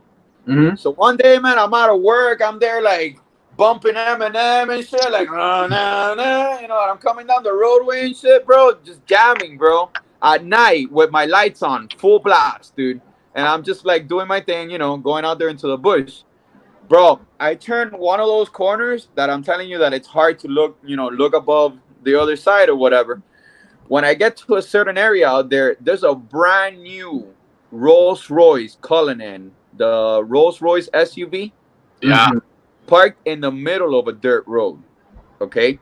There's the guy wearing like. That's more creepy than the voodoo thing, in my opinion. No. Listen to this. It gets worse. Right? As I'm pulling out my truck, like that's the thing that hits the lights, the SUV. And I'm in my head thinking, like, why is there a $500,000 SUV out in the middle of the bush out here, out of nowhere, right? So it gets even crazier as my car keeps turning, and you know it's pitch black out here. You can't see shit. As my car keeps turning and the lights keep angling more forward, I see that there's two guys on their knees, and there's a guy wearing like a white, you know those like hacienda dudes and shit like that, those hacienda owners and shit that is all like white silk clothing and shit like that. That just like when the wind hits it, you see like the white silky clothing, like, you know, because of the material, you know. So, dude, that stayed in my head. Like, there's two fucking guys in the front of this car, and there's a guy wearing like this white silky shit standing over them. Like he's having like a conversation or something, and these two dudes are on their fucking knees, bro. So I keep turning down the same fucking road, and I realize that right in front of them, there's like another fucking car and an SUV parked facing these dudes. So by this time, bro, this whole fucking thing is getting too crazy for me. Because three guys in one car I have a handgun on me. Maybe I could, pull up some fucking John Wick shit and get out of this situation here, But Yeah. 2 extra cars, and more shit out there, that was just like off the beaten path for me. So I was like, you know what, dude? Fuck this. So you know what I did? I lowered my volume, I turned off my lights, and I backed off just the same way that I came in. And I kid you not, bro, a block and a half while I was off that dirt road to get off to the main road, I hear gunshots. I'm sure you did. I hear gunshots go off. And I'm like, bro, that was probably straight up the last time I went to check traps at night. Yep. Because I'm like, bro, I'm not getting caught in between somebody's deal gone south and end up being the product of that shit. Hell no. That is legit. Like, you got lucky, man. Yep. Yep. They were probably like, yo, this dude didn't give a fuck what we were doing. He was just minding his own business. He left. So let's keep on with business as usual. Yep. And I was like, bro, I don't have enough time in my day to deal with this shit right now. So I was gone out of there, bro. I might have even rolled down the window and been like, I didn't see anything. Bro, I turned off my lights and my volume, and I was like, I hope they get the key with this shit. I don't have anything to do with this. Wow. And bro, I've been out there checking traps, and I run into a fucking chow chow. Okay, you guys know what a chow chow is? Those huge dogs. Yeah. Bro, those huge puffy dogs that are super fucking intimidating. And what happens is people go out there into the bush, and whatever animals, like if they got laid off and they got like one of these huge dogs. Now these things don't make the fucking news as invasive species. I don't know why, but these people have these huge dogs, and when they can't deal with them any longer because they got laid off, or they have financial issues, or their girlfriend broke up with them and they don't have a place where to live, they go and dump those dogs out there, bro. So you're out there checking traps, and you're running into wild dogs too, on top of everything else. So it's some scary shit, man. Straight up. For real, you definitely got to carry a side piece on that. Like, yeah, man. Wow. No, I don't want to end up like Leo DiCaprio being mauled by a bear out there, So I may pop off a couple rounds into the air. I'm not gonna shoot a fucking bear or a Florida panther, but I've been stalked out there by a Florida panther. I know what they look like. When you just see like their head sticking out from the top of their bush and not moving, and that animal not showing any emotion, whether it's gonna come forward or back or love you or hate you, that shit, you just react differently to that, bro. Yeah. That's They smart. just stay there and look at you, bro. That's how Ben looks at a burrito. You know what I'm saying? Like, like if you'll be able to levitate that shit with your mind, that's the way they stare at you. You're like, whoa. Trying to use the force to get it into my mouth. Man. There is no spoon. Like Jay and Silent Bob. Remember when Silent Bob used to use the force? That is Ben. Ben and Silent Bob. He's looking at you trying to bend the spoon like the Matrix, man. Like, I could definitely get that videotape into my hands.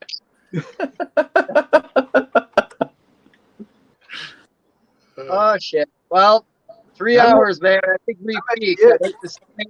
I don't even know if anyone's listening anymore, but I really hope they do, because those are some intense fucking stories. Like, I've got goosebumps. I'm terrified out here. I just want to go home now. Like, I don't want to be out here.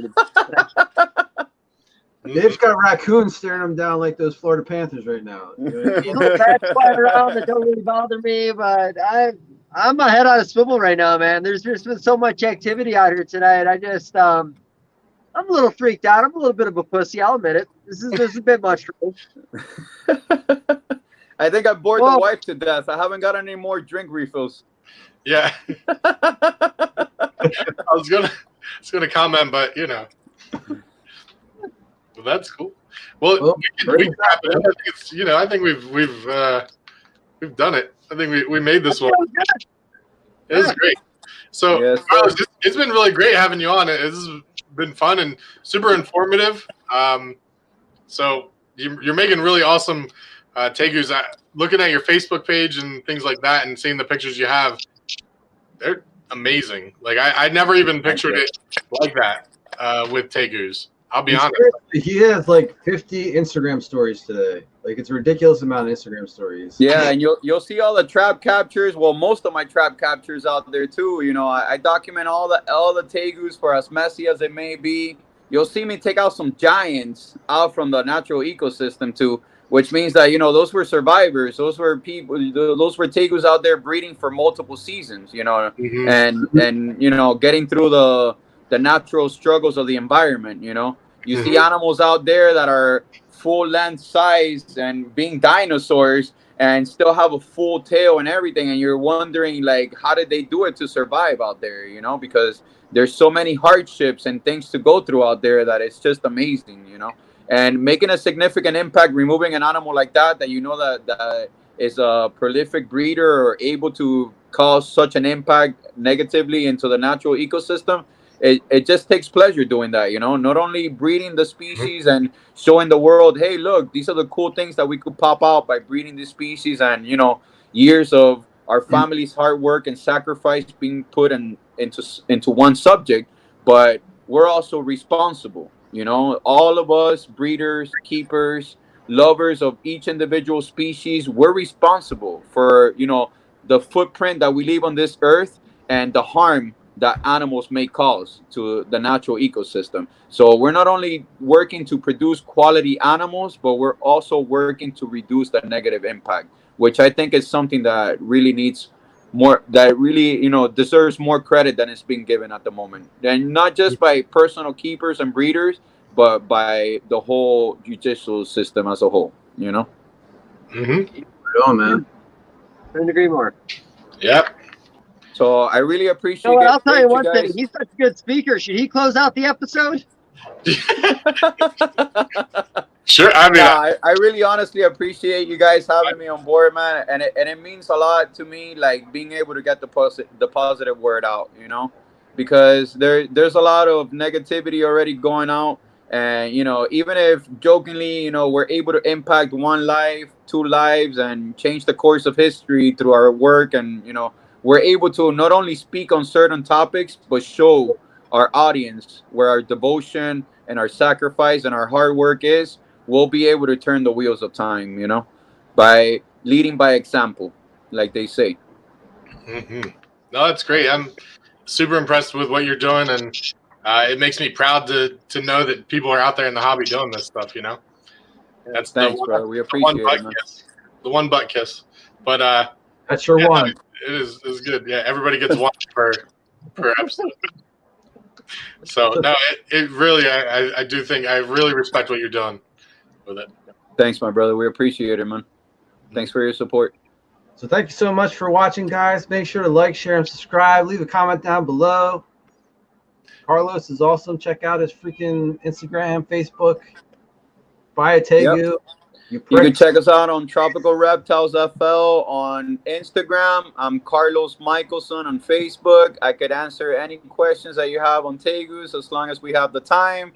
I'm here to help everybody out, and like I said, I'm here to help everybody and set them up for success, not failure in their husbandry and keeping of the species. So we're here to help.